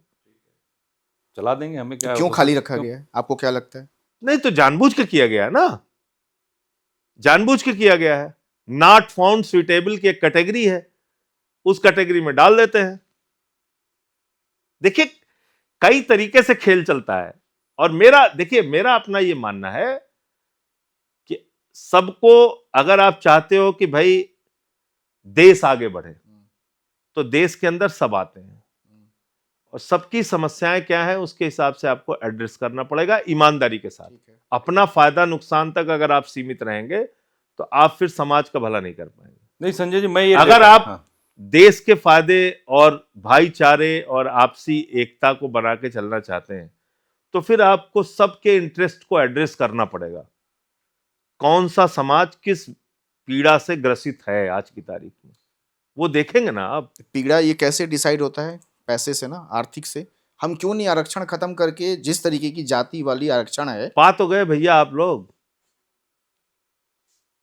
पा गए कि नहीं पा गए? ईडब्ल्यूएस पा गए ना, उसमें हमारी जाति के लोग, क्षत्रिय जाति के लोग भी फायदा पा रहे हैं ना, ब्राह्मण जाति के लोग भी फायदा पा रहे हैं ना। आप फिर क्षत्रिय ब्राह्मण बोल रहे हैं ना, मैं क्या कह रहा हूं कि क्यों नहीं। देखिए, मैं थोड़ा खुल के बात करता हूँ, बुरा मत मानिए। बुरा मानने की बात ही नहीं, खुल के बात। आप क्षत्रिय ब्राह्मण की बात कर रहे हैं। मैं क्षत्रिय ब्राह्मण सवर्ण बोल रहा हूँ इस बात को। 10% आरक्षण हो गया ना उनके लिए। क्या जरूरत है सर, उसको भी हटा दो ना, आप खत्म करो ना इसको। फिर वही बात आप ही अभी कह रहे हैं, दो तरह की फिर बात हो गई तुरंत। आपने कहा इकोनॉमिकली जो वीक है उनको भी मौका मिलना चाहिए, तो 10% आरक्षण हो गया ना उनके लिए। ठीक है, हम कह रहे हैं कि पूरा हो जाए। उसके लिए किसी दलित पिछड़े ने आपका विरोध किया? किसी दलित पिछड़े आदिवासी ने आपका विरोध किया? नहीं, विरोध तो तब होता संजय जी जब वहां सर देखिए, बुरा मत मानिएगा, फिर न्याय की बात पे आइए। किसी दलित पिछड़े आदिवासी ने कोई आंदोलन किया आपके खिलाफ? जब 10% आपके बच्चों को जो इकोनॉमिकली वीकर सेक्शन से आते हैं उनको आरक्षण मिल रहा था, कोई इस देश में दलित, पिछड़ा, आदिवासी या कोई राजनीतिक पार्टी किसी ने विरोध किया? नहीं किया ना। तो आप उनके साथ न्याय कीजिए जब उन्होंने आपके साथ न्याय करने में आपका साथ दिया। अच्छा ना, आपने एक बात कही कि जो ये पद खाली पड़े हैं 75% इस देश में, तो आप सवर्ण की बात कर रहा हूँ। सवर्णों का तो राजनीति से सफाया हो चुका है, कौन सवर्ण है, सब ओबीसी और एससी एसटी की राजनीति हो रही है इस देश में। तो ये फैसले कौन ले रहा है 75% खाली छोड़ देता है? अब आप मेरे ख्याल से दूसरी दिशा में जा रहे हैं। नहीं, मेरा सुप्रीम कोर्ट में जजेस कितने हैं बताइए आप? जज तो देखिए वो एक कॉलेजियम सिस्टम, उसके विरोध में सब हुआ बदलने आप के लिए। बताइए कॉलेजियम में फिर आपको कोई दलित, कॉलेजियम में आपको कोई दलित पिछड़ा योग्य नहीं, अभी दलित मुझे लगता है नहीं, कॉलेजियम में आपको कोई दलित पिछड़ा योग्य नहीं मिल रहा है। क्यों नहीं मिल रहा है? चीफ जस्टिस रहे हैं दलित इस देश के। ओहो, एकमात्र चीफ जस्टिस हुए जिनके ऊपर जूता फेंकने की घटना हुई। अब जूता उसके पहले भी एक रहे हाँ। दलित समाज से। तो मेरा ये कहना है कि खुली आंखों से और न्यायपूर्ण भाव से जब आप पूरी व्यवस्था को देखेंगे तो मुझे लगता है उत्तर अपने आप आपको मिल जाएगा। मुझे लगता है कॉलेजियम सिस्टम में आप अभी मैंने जैसे आपसे पूछा, वहां भी न्याय करने का हक किसके हाथ में है? ज्यादातर आप कहेंगे जनरल कास्ट के लोग हैं, सवर्ण है, तो उन्होंने अपने ही लोगों को बिठा दिया। तो आप इसी तरह अब आप मुझे बताइए कि हिंदुस्तान की जुडिशरी के चंद परिवारों को उठा लीजिए। अब मैं और नीचे जा रहा हूं, मतलब अब आप जाति से भी अलग हट जाइए, अब परिवारवाद पे आ जाइए। और इसका एक आंकड़ा मैं चाहता हूं अपने पॉडकास्ट वाला में आप प्रसारित कीजिए किसी दिन। हिंदुस्तान की जुडिशरी से जुड़े हुए चंद परिवारों को आप निकालिए, उन्हीं के बच्चे, उन्हीं के दादा, उन्हीं के बाबा, उन्हीं के भाई, उन्हीं के चाचा, उन्हीं के नाती जज बने हैं। हाँ, ये सच है और इसका विरोध भी होता है इस देश में, आवाज उठती है। 78 79 साल में, 80 साल में वही जज बने हैं। ठीक है ना? सच है, ये सच है। तो कॉलेजियम आपने बनाया है तो उसकी जो खामियां हैं उस पर भी चर्चा कीजिए। आरक्षण बहुत बड़ा मुद्दा है, हमको लगता है सही कह रहे हैं संजय जी कि अगर कभी बैठा जाएगा तो लंबी बातचीत इस पे एक अलग से अगर आप कार्यक्रम करेंगे, बिल्कुल करेंगे, मैं पूरे आंकड़ों के साथ आपको बताऊंगा। बिल्कुल करेंगे। और मैंने संसद में भी पूछा था कि हाई कोर्ट में कितने जजेस SC ST OBC से आते हैं, सुप्रीम कोर्ट में कितने जजेस ST SC OBC से आते हैं। तो जहां देखिए क्या है कि ये डॉक्टर लोहिया ने एक बात कही, हिंदुस्तान के प्रख्यात समाजवादी नेता डॉक्टर राम मनोहर लोहिया, और ये बात भी आपको याद रखना पड़ेगा। हमेशा इस चीज को मैं बार बार कहता हूं कि BP सिंह जी कोई दलित पिछड़े आदिवासी समाज से नहीं थे। नहीं, वो तो सवर्ण जाति से। जिसके साथ आप देखिए लोहिया जी, वो कोई दलित पिछड़े आदिवासी नहीं थे। जो समाजवाद जिन्होंने नारा दिया था एक जमाने में कि सोशलिस्टों ने बांधी गांठ, पिछड़े पावे 100 में 60, वो तो सवर्ण थे डॉक्टर लोहिया। बिल्कुल थे। उन्होंने क्या कहा था? उन्होंने ये कहा था कि एक व्यक्ति अगर 0 पॉइंट पे खड़ा है और दूसरा व्यक्ति अगर 20 किलोमीटर आगे खड़ा है तो उसके बीच में प्रतियोगिता नहीं हो सकती। बिल्कुल नहीं हो सकती। जो व्यक्ति 0 पॉइंट पे है उसको प्रयास करके आगे लेकर आइए और तब उनके बीच में प्रतियोगिता कराइए। तो आरक्षण को डॉक्टर लोहिया ने कहा विशेष अवसर का सिद्धांत। डॉक्टर राम मनोहर लोहिया जी ने कहा यह विशेष अवसर का सिद्धांत है। जब तक आप समाज के शोषित वंचित लोगों को विशेष अवसर प्रदान नहीं करेंगे आरक्षण के जरिए, तब तक वो आगे नहीं बढ़ पाएंगे। इस बात को ईमानदारी से हम लोगों को मानना चाहिए। लेकिन वही और अब इससे भी अलग हट के एक बात आपसे कह रहा हूं, क्योंकि अब आपने चर्चा छेड़ दी है तो सारी बात आपके दर्शकों तक जानी चाहिए। बिल्कुल। जो सवर्ण भाई हमारे नाराज होते हैं, हाँ, जो हमारे क्षत्रिय भाई नाराज होते हैं, हमसे भी बहुत नाराज होते हैं, मैं उनसे आज हाथ जोड़ के पूछना चाहता हूँ, कितनी नौकरी है सरकारी मेरे दोस्त इस देश में? जरा गिनती करके मुझे भी बता देना, फिर नाराज होना। कितनी नौकरी बची है सरकारी? तो उंगलियों में गिनने वाली नौकरियां हैं। नौकरियां खत्म हो रही हैं। सब खत्म हो रहा है, वो सब आपका उस पे चलाया था। किसके आरक्षण के लिए और किसके लिए इतना आपका बहुत सारी चीजें प्राइवेटाइज हो रही है, तो इसलिए दिक्कत हो रही है। सारी चीज तो निजी हाथों में जा रही है। रेल आपका निजी हाथों में जा रहा है, सेल आपका निजी हाथों में जा रहा है, कोयला आपका निजी हाथों में जा रहा है, हर चीज तो निजी हाथों में जा रहे हैं। एक के बाद एक दूसरी सरकारी कंपनियां बेची जा रही हैं। सरकारी विभागों में आउटसोर्स करके लोगों को रखा जा रहा है। आउटसोर्सिंग हो रही है। आउटसोर्सिंग जबरदस्त तरीके से हो रही है। छोटे छोटे पदों पे आउटसोर्सिंग हो रही है। तो आरक्षण तो तब मिलेगा जब सरकारी नौकरी है तब ना। 4th ग्रेड तो खत्म तो ही आप लड़े जा रहे हो, सर पटके जा रहे हो, दीवार में सर लड़ाए जा रहे हो, संजय सिंह पे नाराज हुए जा रहे हो, नौकरी आई नहीं है। और ये लोग भी अच्छे से उसको इस्तेमाल करते हैं। उनको भी मालूम है ये बढ़िया फार्मूला है, लड़ाए रहो सबको, दलित पिछड़े आदिवासी सवर्ण आपस में झगड़ा करते रहे, बस ठीक है, वोट बटेरते रहो।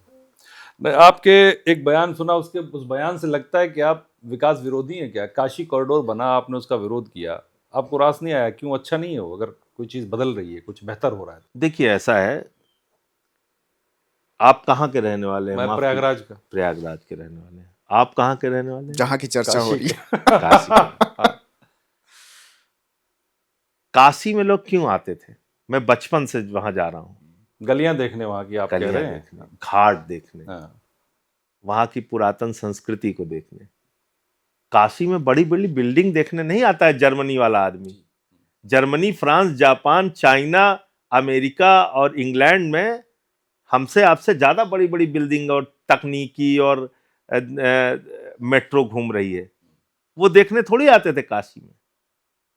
काशी में देखने आते थे वहां का पुरातन महत्व क्या है, उसको देखने आते थे। आप उसको नष्ट कर रहे हैं। अच्छा, ऐसे वैसे नहीं नष्ट कर रहे हैं आप। आपने सैकड़ों मंदिर तोड़ डाले। लंका थाने में आज भी शिवलिंग रखे हुए हैं, और यही स्वामी अवमुक्तेश्वरानंद जी के साथ मैंने उसकी लड़ाई लड़ी थी। उस वक्त भी इनके साथ था मैं। अभी जब प्रयागराज में हमला हुआ तब भी मैं वहां पे गया था, और इन्होंने जाके बाकायदा लंका थाने में एफआईआर दर्ज कराई थी। और वहां पे आज भी वो जो शिवलिंग रखे हैं उसकी पूजा होती है। आज भी लंका थाने में पूजा होती है। वो कैसे तोड़े गए शिवलिंग? उसी काशी कॉरिडोर के नाम पे। आप व्यवस्था को बेहतरीन कीजिए, लेकिन हमारी पहचान को मत मिटाइए। आप मणिकर्णिका घाट आप बनवा सकते हैं, नहीं, अब जो कैसे माता बना अहिल्याबाई है? होलकर जी ने कभी- बनवाया था, जिस तरह से उन्होंने जीर्णोद्धार कराया था, उन्होंने काशी विश्वनाथ मंदिर का जीर्णोद्धार आप करा सकते हैं आज की तारीख में? नहीं करा सकते। पुरानी चीजें उसको कैसे करवा देंगे आप, नहीं जो करा बना सकते। हुआ है? पर तो लेकिन मैंने भगवान बचाओ यात्रा निकाली थी अयोध्या से काशी तक। ये लोगों को नहीं पता होगा। हमको तो सब ऐसे ही मान के चलते हैं कि ये तो बस देशद्रोही हैं, हिंदू विरोधी हैं, फलाना है, ढिमका है। मेरे ऊपर एफआईआर उसमें भी हुई है। अच्छा। और मणिकर्णिका घाट का मैंने उठाया मुद्दा, उस पर भी एफआईआर हो गई। अब आप देखिए विडंबना कितनी है। तो अभी मुक्तेश्वरानंद जी पे भी एफआईआर, उसी एफआईआर का बदला तो नहीं कहीं जो आप बता? तो एक तो वो पुराना काशी वाला मामला। एक उर्दू की शायरी है कि जाहिदे तंग नजर ने मुझे काफिर समझा, और काफिर ये समझता है कि मुसलमान हूं मैं। तो ये हालत है। तो कहीं का नहीं है, ना इधर का ना उधर का। तो लेकिन सच जो भी बोलेगा उसके साथ यही होगा। वो जो कि मेरे साथ भी है। लेकिन मुझसे रहा नहीं जाता। कुछ गलत होता है तो मैं बोलता ही हूँ। तो बोलते हैं इसीलिए 6 महीने जेल में काटने पड़े आप। 6 महीने जेल में भी काटने पड़े। लेकिन संजय जी, एक दिन में 9 एफआईआर बाबा जी ने मेरे ऊपर कराई। कुल 23 एफआईआर उन्होंने कराई मेरे ऊपर, बाकी मोदी जी ने कराई। लेकिन मैं देख रहा हूँ कि काशी कॉरिडोर जब बदला तो देखने में तो अच्छा हो गया ना, चीजें तो अच्छी हो गई। मैं आपको फिर वही कह रहा हूँ आपसे कि अगर आप अच्छी चीजें दिखाना चाहते हैं तो उसके लिए Germany, Japan, US, England, Britain, दुनिया भर के जो ये देश हैं, डेनमार्क, जर्मनी, फ्रांस, ये सब ज्यादा अच्छे पहले से वहां चमक धमक है। वो देखने यहाँ नहीं आते थे लोग। लेकिन व्यवस्था तो होनी चाहिए ना। यहाँ व्यवस्था नहीं था। व्यवस्था आप बेहतर करते, बिल्कुल करते। आपने इतना बढ़िया एयरपोर्ट के पास फ्लाईओवर वगैरह बनाया, मैंने कभी उसकी आलोचना की? एक शब्द भी बोला? मैं तो कहता हूँ हाँ, वो सड़कें बनी, फ्लाईओवर बने, अच्छा शहर को आपने जहाँ जहाँ सड़कें बनाई अच्छा किया, बहुत बढ़िया किया। लेकिन वो जो क्षेत्र है, घाटों का क्षेत्र है, मंदिर का जो क्षेत्र है, उसके साथ छेड़छाड़ आपको नहीं करनी चाहिए। पर मणिकर्णिका, और आपने तो आपके पुरातत्व विभाग के नियमों में भी लिखा हुआ है कि आप 200 मीटर तक कोई छेड़छाड़ नहीं करेंगे। लिखा हुआ है। और मेहता हॉस्पिटल गिरा के आपने बना दिया वहां पे ताज होटल। तो क्यों बना दिया भैया आपने? मेहता हॉस्पिटल का महत्व तो हमसे ज्यादा आप जानते होंगे, कितना बेहतरीन अस्पताल था। तो इसलिए मुझे लगता है कि वहां जो विकास के नाम पे किया गया वो कहीं ना कहीं काशी की पहचान के साथ खिलवाड़ किया गया। इसलिए मैंने पर जो भीड़ आ रही है उससे आप, भीड़ तो आ रही है ना, लोग तो आ रहे हैं ना, क्योंकि आज से 20 साल पहले जो काशी में लोग नहीं आते थे। ये गलत बात आप कह रहे हैं। मैं यहाँ पे आपसे असहमत हूँ, माफ कीजिएगा। लेकिन इतनी काशी में हमेशा से भीड़ आती थी, हमेशा से लोग आते थे, और पूरे दुनिया से लोग आते थे। 54 देशों के लोग वहां आते हैं। पर इस तरीके से नहीं आते तो जिस तरीके से। आप वहां के रहने वाले हैं, मैं आपसे क्षमा चाहते हुए कहना चाहूंगा कि आप इस बारे में गलत बात कह रहे हैं। मतलब ये बिल्कुल सही नहीं है। काशी में हमेशा से भीड़ होती रही है। मैं बता रहा हूँ जो काशी के लोकल और लोग खास तौर से शिवरात्रि का मौका देख लें, चाहे जब भी आप देख लें, हमेशा वहां लोग कभी कम नहीं रहे। मैं आपके लोकल की बात बता रहा हूँ। काशी के जो लोकल लोग हैं वो ये तक कह रहे हैं आप हम तो दूर से ही भैया प्रणाम कर लेते, अब जाने की इच्छा नहीं होती क्योंकि भीड़ बहुत आती है। इतनी भीड़ बढ़ गई है। और काशी के वो लोग भी मुझसे मिले जिन्होंने कहा कि हमारी पुरातन पहचान को मिटा दिया गया। बिल्कुल, वो तो कहते वो तो मिले, हैं, वो तो कह रहे हैं, वो कह रहे हैं, मैं मंदिर की बात कर रहा हूँ। उस मंदिर में दर्शन करना अब दुर्लभ हो चुका है। मणिकर्णिका घाट का महत्व क्या था, वहां की मान्यता क्या है मुक्ति, कि मोक्ष, यहाँ पर अंतिम संस्कार वहां लोग कराने इसलिए आते हैं कि इससे मोक्ष की प्राप्ति, ये उनकी एक धारणा है, हिंदू धर्म की आस्था है। और एक बात और आप समझिए कि ये घटना अगर किसी दूसरे प्रांत में हुई होती जहां पे गैर बीजेपी का शासन होता, तो आप उम्मीद नहीं कर सकते कि क्या करते ये लोग। तो आपको इस बात का लाइसेंस नहीं मिल गया है कि आप जो है भारतीय जनता पार्टी हैं तो आप कहीं भी तोड़ फोड़ करेंगे, वो चीज ठीक नहीं। ये तो वृंदावन में भी चल रहा है, हर जगह हो रहा है, और भी जगह। बीच में अभी ये चर्चा हुई परम पूज्य शंकराचार्य अविमुक्तेश्वरानंद जी, तो उनसे आपकी साठगांठ थोड़ी अभी ज्यादा हो गई है? अभी से नहीं, पुराना है। जब उन्होंने अविरल और निर्मल गंगा का, देखिए ये हमारे जीवन के दूसरे पक्ष को लोग नहीं जानते। वो ये तो जानते हैं कि संजय सिंह मुसलमानों के लिए आवाज उठाते हैं, पिछड़ों दलितों के लिए आवाज उठाते हैं। वो ये नहीं जानते कि मैंने कब कब किन किन सवालों पर, जो हिंदू धर्म की आस्था से जुड़े हुए हैं, उन सवालों पे कब कब और कैसे सवाल उठाया और कैसी लड़ाई लड़ी जी। जब अविरल और निर्मल गंगा की लड़ाई लड़ रहे थे, देश का एक भारतीय जनता पार्टी का सांसद, और मैं चुनौती के साथ कह सकता हूं किसी ने आवाज नहीं उठाई। प्रोफेसर जीडी अग्रवाल साहब जब अनशन कर रहे थे तब मैंने संसद के अंदर आवाज उठाई, आज भी रिकॉर्ड में पड़ा है, आप देख लीजिएगा। और तब उस वक्त स्वामी और मुक्तेश्वरानंद जी ने एक बहुत बड़ा प्रदर्शन रखा था बनारस में, उसमें भी मैं शामिल हुआ, उसमें भी जाके उनके साथ खड़े। हमारा सिर्फ ये मानना है कि धर्म का काम है अच्छाई फैलाना, धर्म का काम नफरत फैलाना नहीं है। और अगर धर्म के नाम पे कोई आदमी नफरत फैलाने का काम कर रहा है तो वो हमारे हिंदू धर्म को बदनाम कर रहा है, ये मैं दिल से मानता हूं। इसलिए मैं बीजेपी का विरोध करता हूं। हमारे धर्म की पहचान होनी चाहिए एक ऐसा विशाल, विराट, उदार धर्म जो गांधी मानते थे, रघुपति राघव राजा राम, सब नर करहि परस्पर प्रीति, धर्म की जय हो अधर्म का नाश हो, प्राणियों में सद्भावना हो, विश्व का कल्याण हो, वसुदेव कुटुंबकम। हम अपने धर्म की पहचान इस रूप में पूरी दुनिया में चाहते हैं। ये लड़ाई झगड़े करने वाले, लफड़े करने वाले रूप में मैं नहीं चाहता कि हिंदू धर्म की पहचान हो। बस शंकराचार्य और भी हैं, उन्हीं से इतना संबंध क्यों बन रहा है? अब वो बनारस से हैं तो जाहिर सी बात है, मैं सुल्तानपुर का रहने वाला हूँ, ससुराल मेरी जौनपुर है, मेरे पिताजी की ननिहाल बनारस है, तो हम लोगों का एक अच्छा रिश्ता है वो पूरे इलाके से। पुराना रिश्ता है, तब से है, जब से मान के आप चलिए कि अन्ना जी के आंदोलन की शुरुआत हुई थी, उसी वक्त से है, 2011 के आसपास। और बनारस से मेरा रिश्ता और भी है। जब वहां पे पानी का आंदोलन चल रहा था, पेप्सी कोला वाले पानी का दोहन करते थे राजा तालाब से, तो मैंने वहां पे भी जाके लाठियां खाई और उस वक्त भी मुझे जेल हुई है। अच्छा, उसमें भी थे आप? डॉक्टर संदीप पांडे जी और नंदलाल जी और ये सब लोग, जयशंकर वगैरह वहां पे आंदोलन चलाते थे, तो उस वक्त भी मुझे लाठियां पड़ी हैं, मैं जेल में रहा हूँ, बनारस की जेल में मैं रह चुका हूँ। अच्छा। तब ये सब चीजें लोग जानते नहीं जानता। कोका कोला की एक फैक्ट्री थी, वो वहां पे पानी का दोहन करती थी, जिससे वहां जल का स्तर, बहुत बड़ा विरोध हुआ था, जल का स्तर नीचे हो रहा था, तो उसको लेकर आंदोलन हुआ था। उत्तर प्रदेश की, बनारस की बात हो रही तो उत्तर प्रदेश की बात कर लेते हैं। आजकल आपका उत्तर प्रदेश दौरा बहुत बढ़ गया है, 2027 का क्या प्लान है? अकेले लड़ रहे हैं, क्या तैयारी चल रही है? देखिए, अभी हमारा पूरा फोकस ये है कि एक मजबूत संगठन, पहली बात तो आम आदमी पार्टी का बने, और मेरी कोशिश ये है और मैं दिल से ये बात चाहता हूँ, और फिर मैं नौजवानों से हाथ जोड़ के अपील करता हूँ कि अपने मुद्दे पर बात करना शुरू कीजिए। यूपी के नौजवानों का सबसे बड़ा मुद्दा है रोजगार, मैं ऐसा मानता हूँ। उनको अच्छी शिक्षा मिले और रोजगार मिले, तो मैंने यही नारा दिया है कि रोजगार दो वरना 10,000 दो। एक बार 10,000 नहीं कि आपने चुनाव के पहले एक बार खाते में डाल दिया। आप हमारे नौजवानों से जिनकी उम्र 18 साल हो गई है, उनको आप रोजगार की व्यवस्था कीजिए, वरना आप किसी सरकारी काम में उनसे 2 घंटे का काम लीजिए और उनको 10,000 रुपये महीने का एक मानदेय राशि उनको दीजिए, तो जिससे कि वो अपनी पढ़ाई भी कर सकें और काम भी कर सकें। बेरोजगारी के जब मार एक नौजवान झेलता है तो वो फिर तमाम तरह के गलत रास्ते पर जाता है।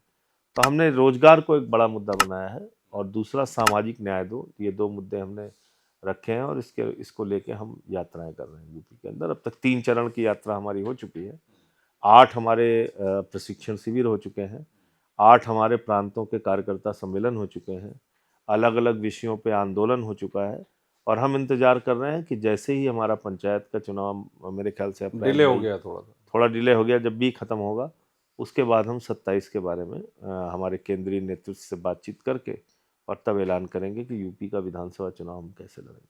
अच्छा, अभी कोई प्लानिंग किसी के साथ मिलके करने का नहीं है कुछ? अब वो जो भी घोषणा होगी तो वो तो पार्टी का शीर्ष नेतृत्व जो है उसके साथ बातचीत करके, हम अकेले जाएंगे या किसी के साथ जाएंगे वो पार्टी तय करेगी। कितना मुश्किल लग रहा रास्ता उत्तर प्रदेश का? देखिए, आसान नहीं है कोई भी चुनाव। जब एक बात मैं और आपको ये कह दूं कि अगर आप अपने विरोधी की स्ट्रेंथ को नहीं जानते हैं तो भी वो गलत है। तो इसलिए बीजेपी कई स्तर पे काम करती है, इस बात को हम सब लोगों को स्वीकार करना चाहिए। उनके पास आर्थिक संसाधन बहुत है, उनके पास मीडिया तंत्र के ऊपर कब्जा बहुत है, ज़बरदस्त तरीके से है। उनके पास कैसे प्रशासन का दुरुपयोग करना है उसका तरीका बहुत अच्छे से आता है और इसके साथ साथ उनका एक मजबूत संगठन भी है जो गांव-गांव में मौजूद है, बूथ-बूथ पे मौजूद है। तो इसलिए बीजेपी से लड़ना आज की तारीख में आसान काम नहीं है। उससे अगर आपको लड़ना है तो सजग रहना पड़ेगा, सचेत रहना पड़ेगा और ग्राउंड लेवल पे जाके मेहनत करनी पड़ेगी। और इसलिए भी मेहनत करनी पड़ेगी, जैसे मैं कहता हूँ साहब, महंगाई, रोजगार, तो वो थोड़ा नीरस सा विषय लगता है। अरे यार होगा, और जब वो आ जाता है ललकारा है, जिस हिंदू का खून न खोल के, हाँ ठीक है भाई। तो ये वो उसमें मतलब इन सब विषयों में उतना मजा नहीं आता, उसमें थोड़ा खून खौलता है, मजा आता है, तगड़े नारे लगते हैं, गर्मी गर्मा। वो दोनों तरह से मुस्लिम संगठन कोई है वो लंबी चौड़ी तकरीर करे और कोई भड़काऊ भाषण दे तो उसमें उनका खून गर्म हो, तो वो काम अपने पास है नहीं।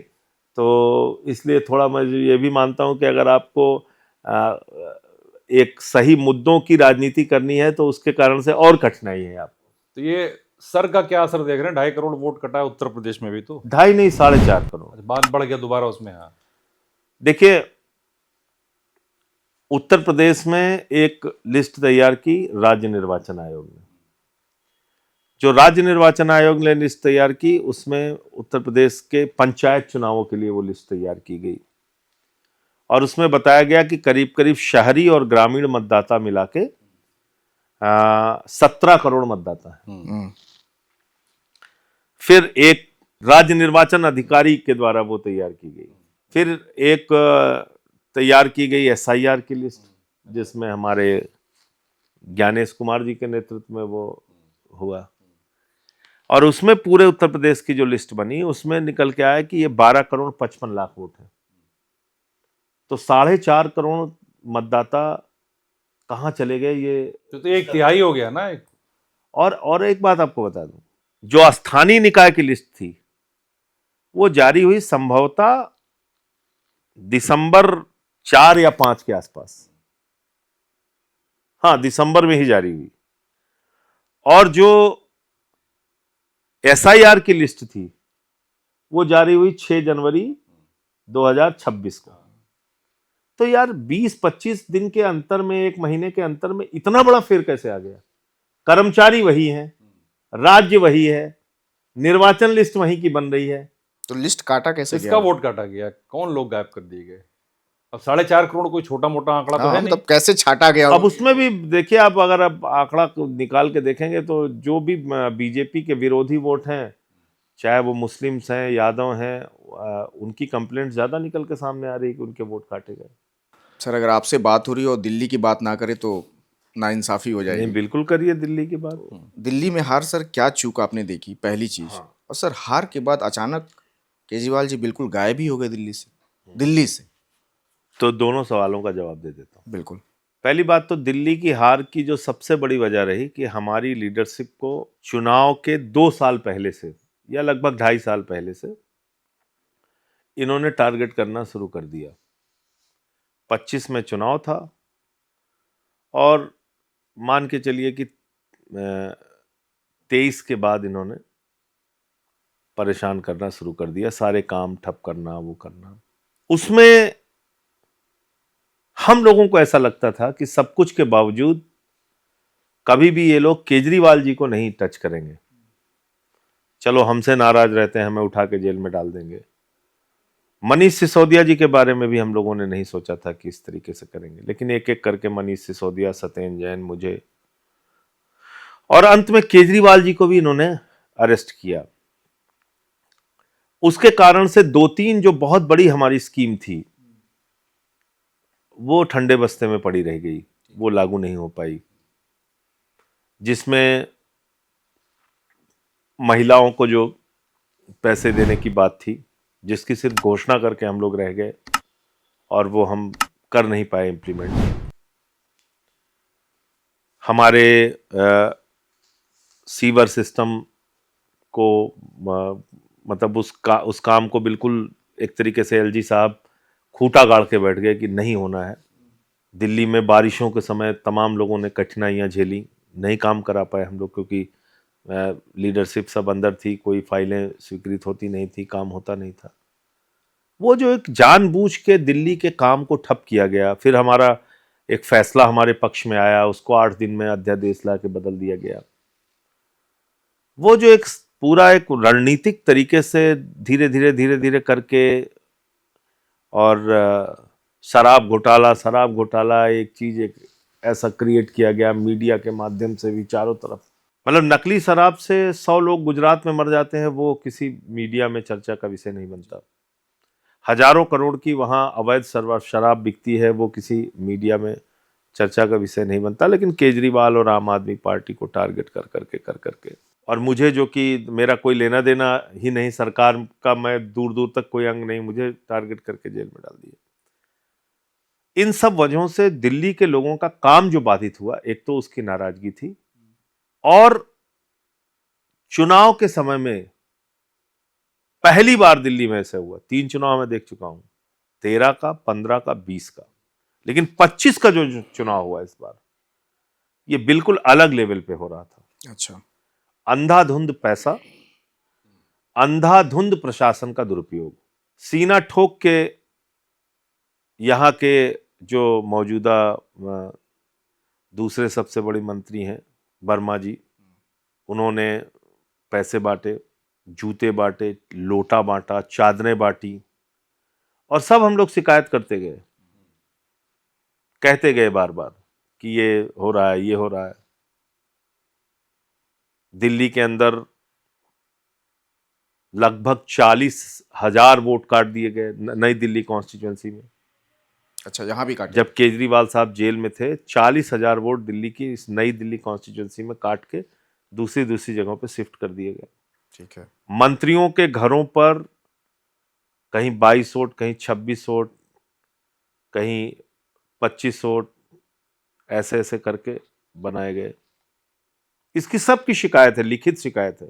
जिस दिन वोटिंग हो रही थी उस दिन इसी नॉर्थ एवेन्यू में जहां आप बैठे हुए हैं, यहां पर हरियाणा की गाड़ियों से नंबर प्लेट लगे हुए थे, हरियाणा की गाड़ियों के, और खुलेआम 2-2 हजार रुपए दे रहे थे और स्याही लगा रहे थे। और मैंने पकड़ा, वीडियो डाला, सब कुछ किया, कोई कार्रवाई नहीं। तो ये चुनाव एक ऐसा देखने को मिला। और कुछ बीजेपी के लोगों ने धुआंधार तरीके से वोट कटवाए अलग अलग विधानसभाओं में। ये चुनाव ऐसा हुआ, बाकी 3 चुनावों के बाद चौथा ये चुनाव ऐसा हुआ जिसमें खूब जमकर प्रशासन तंत्र का दुरुपयोग किया गया, और उससे पहले हमको काम हमारे बिल्कुल ठप कर दिए गए। ये 2 प्रमुख बड़ी वजह जो रही वो चुनाव हारने की। और केजरीवाल जी अज्ञातवास में क्यों चले गए, ऐसा क्या? केजरीवाल जी का, हाँ, वो सवाल छूट गया था। केजरीवाल जी का अज्ञातवास आप लोग किस बुनियाद पे कहते हैं मुझे नहीं मालूम। दिल्ली से, सिर्फ दिल्ली से बात कर रहा हूँ। गुजरात, पंजाब, गोवा, और आज की तारीख में देखिए आम आदमी पार्टी एक नेशनल पार्टी है। हमारे पास संसाधन सीमित है, हमें अपनी प्राथमिकताएं तय करनी पड़ेंगी। तो अपने सीमित संसाधनों में चुनाव हारने के बावजूद जिस तरीके का मोर्चा केजरीवाल जी ले रहे हैं और जिस तरीके से मेहनत कर रहे हैं दिन रात, उसका तो उदाहरण देना चाहिए। और दिल्ली में भी मैं आपको दावे के साथ कह रहा हूं कि हिंदुस्तान की तमाम स्टेट्स का आप आकलन कीजिए, तमाम स्टेट्स का, जिस तरीके से आम आदमी पार्टी विधानसभा से लेकर सड़क तक में सौरभ भारद्वाज जी हमारे प्रदेश अध्यक्ष के नेतृत्व में पार्टी हमारी लड़ रही है, अपोजिशन का रोल प्ले कर रही है, चाहे वो झुग्गियां तोड़ी गई उस वक्त, और चाहे जमुना का मामला हुआ उस वक्त, और चाहे फर्जी छठ घाट बनाए गए उस वक्त, जिस तरीके से लड़ रही आम आदमी पार्टी। एक उदाहरण आप पूरे देश में बता दीजिए कि जहां पे अपोजिशन इस तरीके से लड़ाई लड़ रहा है। लेकिन संजय जी, केजरीवाल यहाँ 11 साल रहे हैं, बिल्कुल जनता उनको देख रही थी, जनता उनको जान रही थी। आज भी आप जिस तरीके से बता रहे हैं चुनाव हारे हैं, तो उसके बावजूद जनता खोज रही होगी आपको, क्योंकि आपने उनके लिए याद कर रहे हैं लोग केजरीवाल को, बिल्कुल, कि बहुत काम इसलिए क्योंकि सरकारी स्कूल की हालत खराब हो रही है, प्राइवेट स्कूलों में बाउंसर लगा के धक्के मरवा के गार्जियंस को, अभिभावकों को भगाया जा रहा है। 80% तक फीस दिल्ली में बढ़ा दी गई, मोहल्ला क्लिनिक दिल्ली के अंदर बंद हो गए, घंटों घंटों बिजली की कटौती होने लगी। आप पूछिए जाकर दिल्ली वालों से। तो ये जो हमारा सवाल था इसी विषय पे था कि केजरीवाल जी जिस मुखरता से बात रखते थे, बोलते थे, हर छोटे छोटे मुद्दे पे उनके बयान आते थे, हम तो मीडिया में रहे हैं, अभी वो नहीं सुनाई देता कहीं भी। नहीं, पार्टी लड़ रही है और उनकी आवाज नहीं सुनाई देती। वक्त आने पे बात केजरीवाल जी की कर रहे हैं। वो जितना पहले मेहनत करते थे उससे ज्यादा मेहनत कर रहे हैं अभी संगठन निर्माण के काम में और पार्टी के काम में। और दिल्ली में भी कोई काम अगर पार्टी कर रही है तो बिना शीर्ष नेतृत्व के सलाह मशवरे या उनसे बातचीत किए थोड़ी कुछ हो रहा है। नहीं, खामोशी के साथ कर रहे हैं ना, अब ये मैं कह रहा हूं। ठीक है, वो पार्टी की रणनीति भी हो सकती है। डर तो नहीं है कुछ और आगे का? डरने का तो कोई सवाल ही नहीं है, डरने का क्या मतलब है। अच्छा, दिल्ली की बात हम लोग कर रहे थे, आप लोग 2 टर्म दिल्ली में रहे, 10 साल सरकार रही आपकी। दिल्ली की आबो हवा साफ क्यों नहीं कर पाए, कूड़े का पहाड़ क्यों नहीं साफ कर पाए, यमुना साफ नहीं कर पाए? जो एक रिपोर्ट है, पब्लिक रिपोर्ट, 8500 करोड़ रुपए खर्च हो गए, लेकिन ढाक के 3 पात ही रहे आज भी और आगे भी शायद। अब आपको पूछना चाहिए बीजेपी वालों से सवाल, आप हमसे पूछ रहे हैं। हमने जितना काम 10 साल बीजेपी तो अभी आई है, 10 साल में जितना काम दिल्ली के अंदर करके दिखाया वो अनुकरणीय है अपने आप में। और शिक्षा के क्षेत्र में पूरे दुनिया के लोगों ने आके यहाँ के सरकारी स्कूलों को देखा और सराहना की। अमेरिका के राष्ट्रपति जो हैं ट्रंप महोदय, इनकी पत्नी देश में आई जब, तो उनको गुजरात से लेके और यूपी तक के तमाम स्कूल दिखाने के ऑप्शन दिए गए, लेकिन उनका हमें दिल्ली का सरकारी स्कूल देखना है। ये हमने काम किया। दिल्ली के अंदर मोहल्ला क्लिनिक का जो मॉडल दिया था हमने, उसकी तारीफ कोफी अन्नान जी तक ने की थी। जो दिल्ली के अंदर हमने आज ये लोग आंकड़े पेश करते हैं। हाँ, करते हैं। आप जो हमारे पर्यावरण मंत्री हैं, इनका जब केजरीवाल साहब थे उस समय का बयान पार्लियामेंट का उठा के देखिए। हमारे समय में प्रदूषित दिनों की संख्या कम हुई थी, हमारे समय में। ये केजरीवाल जी की उपलब्धि थी कि हमने लगातार प्रतिवर्ष जो प्रदूषण के दिन थे उत्तर दिल्ली के अंदर, उनकी संख्या हमने कम की थी लगातार, एक साल का। और इवन भी एक अच्छा ऑप्शन था। और मैं आपको बता दूं, पंजाब में पराली जलाने की घटनाओं में बहुत तेजी से कमी आई, उसके आंकड़े मौजूद हैं, कुछ तो हमें अपने मुंह से नहीं कहना है। दिल्ली के प्रदूषण की जहां तक आप बात करते हैं, दिल्ली का प्रदूषण हम पहले भी कई बार कह चुके हैं, किसी एक राज्य सरकार के बस का नहीं है कि वो खत्म कर दे। जब तक इसमें एक कोऑर्डिनेटेड अप्रोच नहीं होगा, सेंट्रल गवर्नमेंट, पंजाब, हरियाणा, दिल्ली, उत्तर प्रदेश, जब तक ये सारी सरकारें मिलकर काम नहीं करेंगी, तब तक दिल्ली के प्रदूषण का समाधान नहीं हो सकता। झूठी बात कोई भी नहीं, ठीक बात है। अब तो बीजेपी के पास ये भी बहाना नहीं है, अब तो एक पंजाब छोड़ दे तो बाकी तो हर जगह है। तो पंजाब में तो हम सहयोग कर ही रहे हैं इनका, और हरियाणा और पंजाब में हम इनका हर तरह से सहयोग कर रहे हैं। हमारे नंबर ऑफ डेज वहां पे उठा के देख लीजिए, वहां पे पराली जलने की घटनाओं को आप उठा के देख लीजिए, हमने तो बहुत कंट्रोल किया। आपने सपोर्ट किया पूरा। एक सवाल और कि दिल्ली की सीएम आतिशी बन गई, आप क्यों नहीं बने? शायद आप बनते तो ये हार ना हो। नहीं, आतिशी ठीक थी। हम क्यों बनते भाई? मैं मेंबर ऑफ पार्लियामेंट के तौर पे जो पार्टी का काम कर सकता हूँ वो कर रहा हूँ। मैं तो विधायक भी नहीं था। आपका नाम वो तो बात की चीज है ना, बात होती है। तो मेरा कोई मतलब मेरे बनने का दिल्ली में कोई मतलब ही नहीं था, कोई कारण भी नहीं बनता।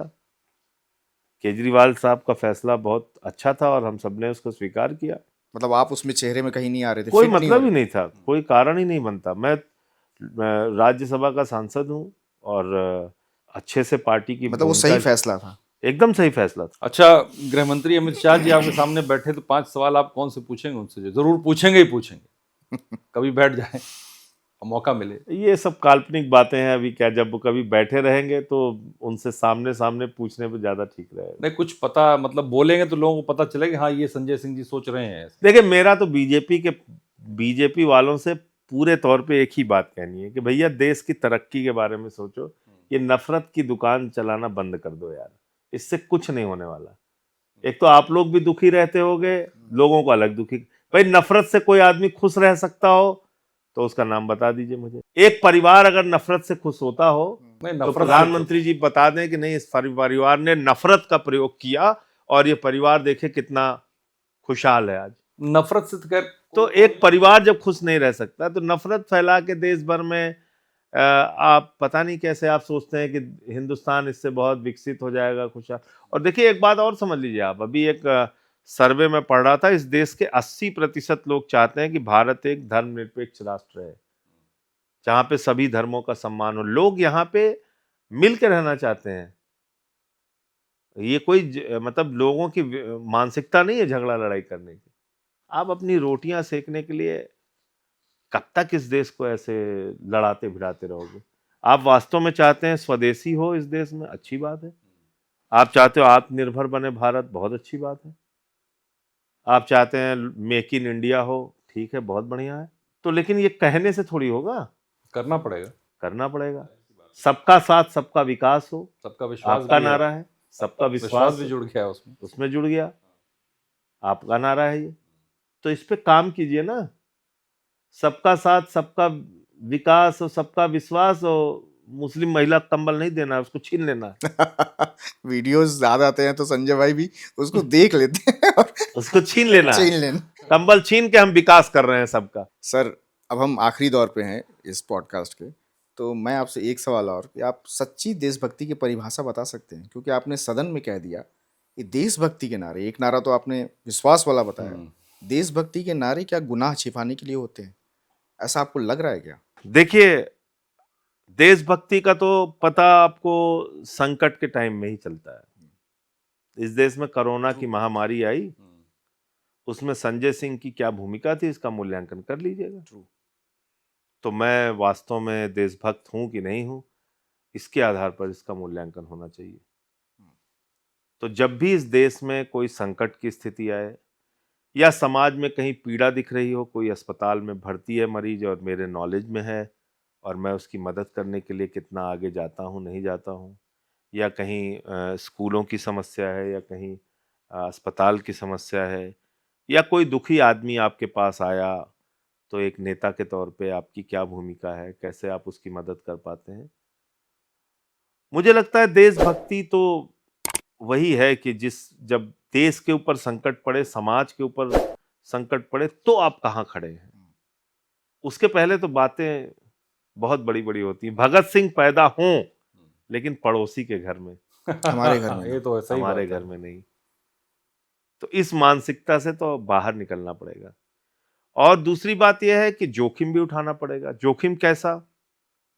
जो मैं कई बार उठाता हूं। मेरा अपना मानना है कि पहले अगर आपको समाज की सफाई करनी है, पहले अपने घर से शुरुआत करनी पड़ेगी। उसकी शुरुआत आपको अपने घर से करनी पड़ेगी। जहां जहां आपको कमियां लगती हैं उसके बारे में आपको बोलना पड़ेगा। हमारी कोई भारतीय जनता पार्टी या प्रधानमंत्री जी से कोई जमीन का झगड़ा थोड़ी है। हमारा झगड़ा यह है कि भाई देश का नुकसान मत कीजिए आप। बिल्कुल। और जब आप नफरत की भाषा बोलते हैं तो इससे देश का नुकसान होता है। और कथनी और करनी में इतना बड़ा अंतर नहीं होना चाहिए। ठीक है, होता है कथनी करनी में थोड़ा बहुत तो अंतर होता है, चलता है। नहीं होगा तो फिर भगवान ही हो जाएगा आदमी।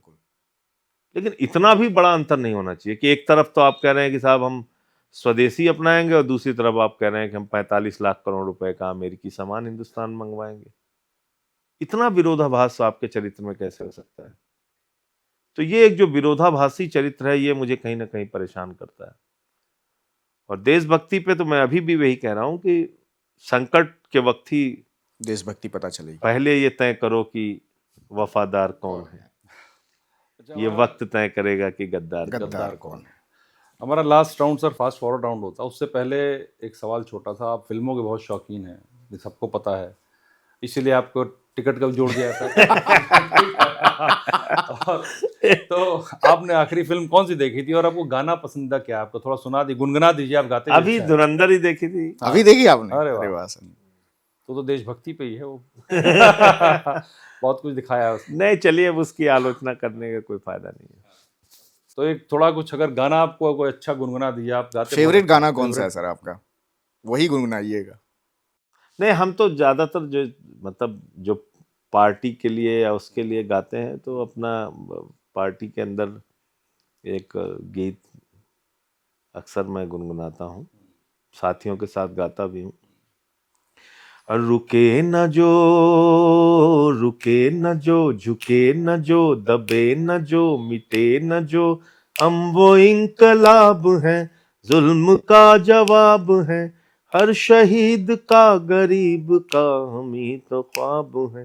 रुके न जो, झुके न जो, मानते नहीं है फर्क हिंदू मुसलमान का, हिंदू मुसलमान का, हिंदू मुसलमान का, जानते हैं रिश्ता इंसान से इंसान का, इंसान से इंसान का, इंसान से इंसान का।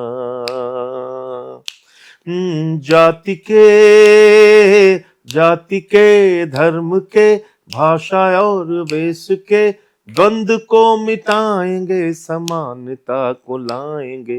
रुके न जो, रुके न जो, झुके न जो, दबे न जो, मिटे न जो, हम वो इंकलाब हैं, जुल्म का जवाब है, हर शहीद का गरीब का हम ही तो ख्वाब है।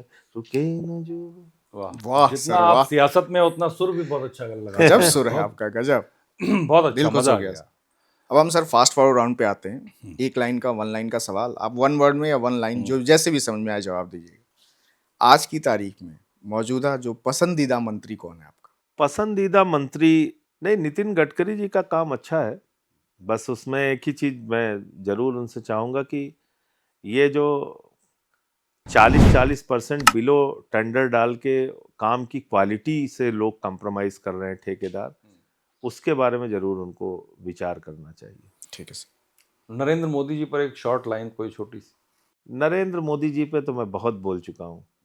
वन शॉर्ट लाइन मतलब उनको फिर मेरी यही सलाह है कि उनको नफरत की राजनीति से बचना चाहिए, इससे देश का भला नहीं होगा। राहुल गांधी के प्रधानमंत्री बनने की उम्मीद? अब ये उनकी क्षमता, उनकी पार्टी के काम पर और जितना वो विस्तार कर पाएंगे उस पर निर्भर करता है। मोदी सरकार का सबसे खराब काम क्या लगता है आपको? देखिए, वादे की दिशा में काम ना करना। जैसे आपने कोई घोषणा की तो उस दिशा में आपका काम भी होना चाहिए, ये सबसे विरोधाभासी। मतलब वादा खिलाफी की बात कर रहे हैं। वादा खिलाफी।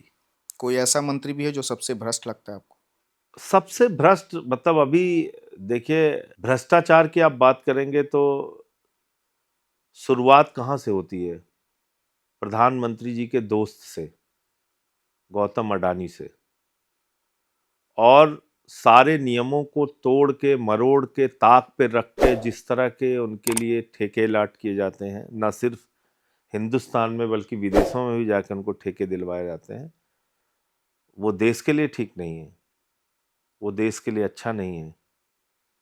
आपके समुद्री पोर्ट से 20,000 करोड़ रुपए की ड्रग्स पकड़ी गई और वो मामला ठंडे बस्ते में डाल दिया गया, इसलिए कि आप प्रधानमंत्री जी के सबसे करीबी हैं। देश में कोई आवाज़ नहीं उठी इस पर।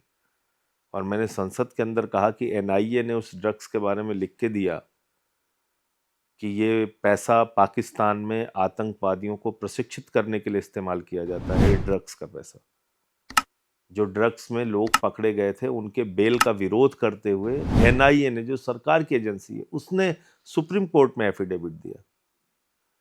फिर ऐसे आदमी को आप संरक्षित क्यों करते हैं, सुरक्षित क्यों करते हैं? उनको क्यों आप सुरक्षा प्रदान कर रहे हैं? आपके जितने दोस्त हैं उन्होंने देश की बैंकों को खाली करके विजय माल्या को आप भगा देते हैं, नीरव, ये जो मतलब इसको क्या कहेंगे, ये जो बड़ा आर्थिक अपराध है, इसमें तो सीधे तौर पे प्रधानमंत्री जी दिखते हैं। दिल्ली में आम आदमी पार्टी सरकार का सबसे खराब फैसला क्या रहा आपकी नजर में? दिल्ली में सबसे खराब फैसला के तौर पे, मतलब वो तो केजरीवाल जी भी इस चीज को मान चुके हैं, यमुना की सफाई वाला काम हम लोग नहीं कर पाए 10 सालों में। सर ईडी की परिभाषा अगर एक लाइन में देनी हो तो? ईडी की परिभाषा मैं पहले ही बोल चुका हूँ, एंटरटेनमेंट डिपार्टमेंट। रोज किसी के बारे में, मतलब उन्होंने मजाक बना दिया अपनी संस्था का।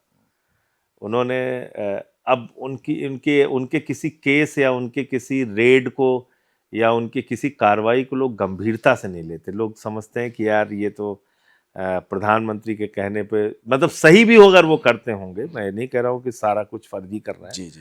लेकिन कुछ केसेस में अगर वो सही भी छापे मार रहे हैं तो अब लोग कहते हैं यार ये ऐसी ही है। ऐसी उनकी हालत वो भेड़िया आया वाली हो गई।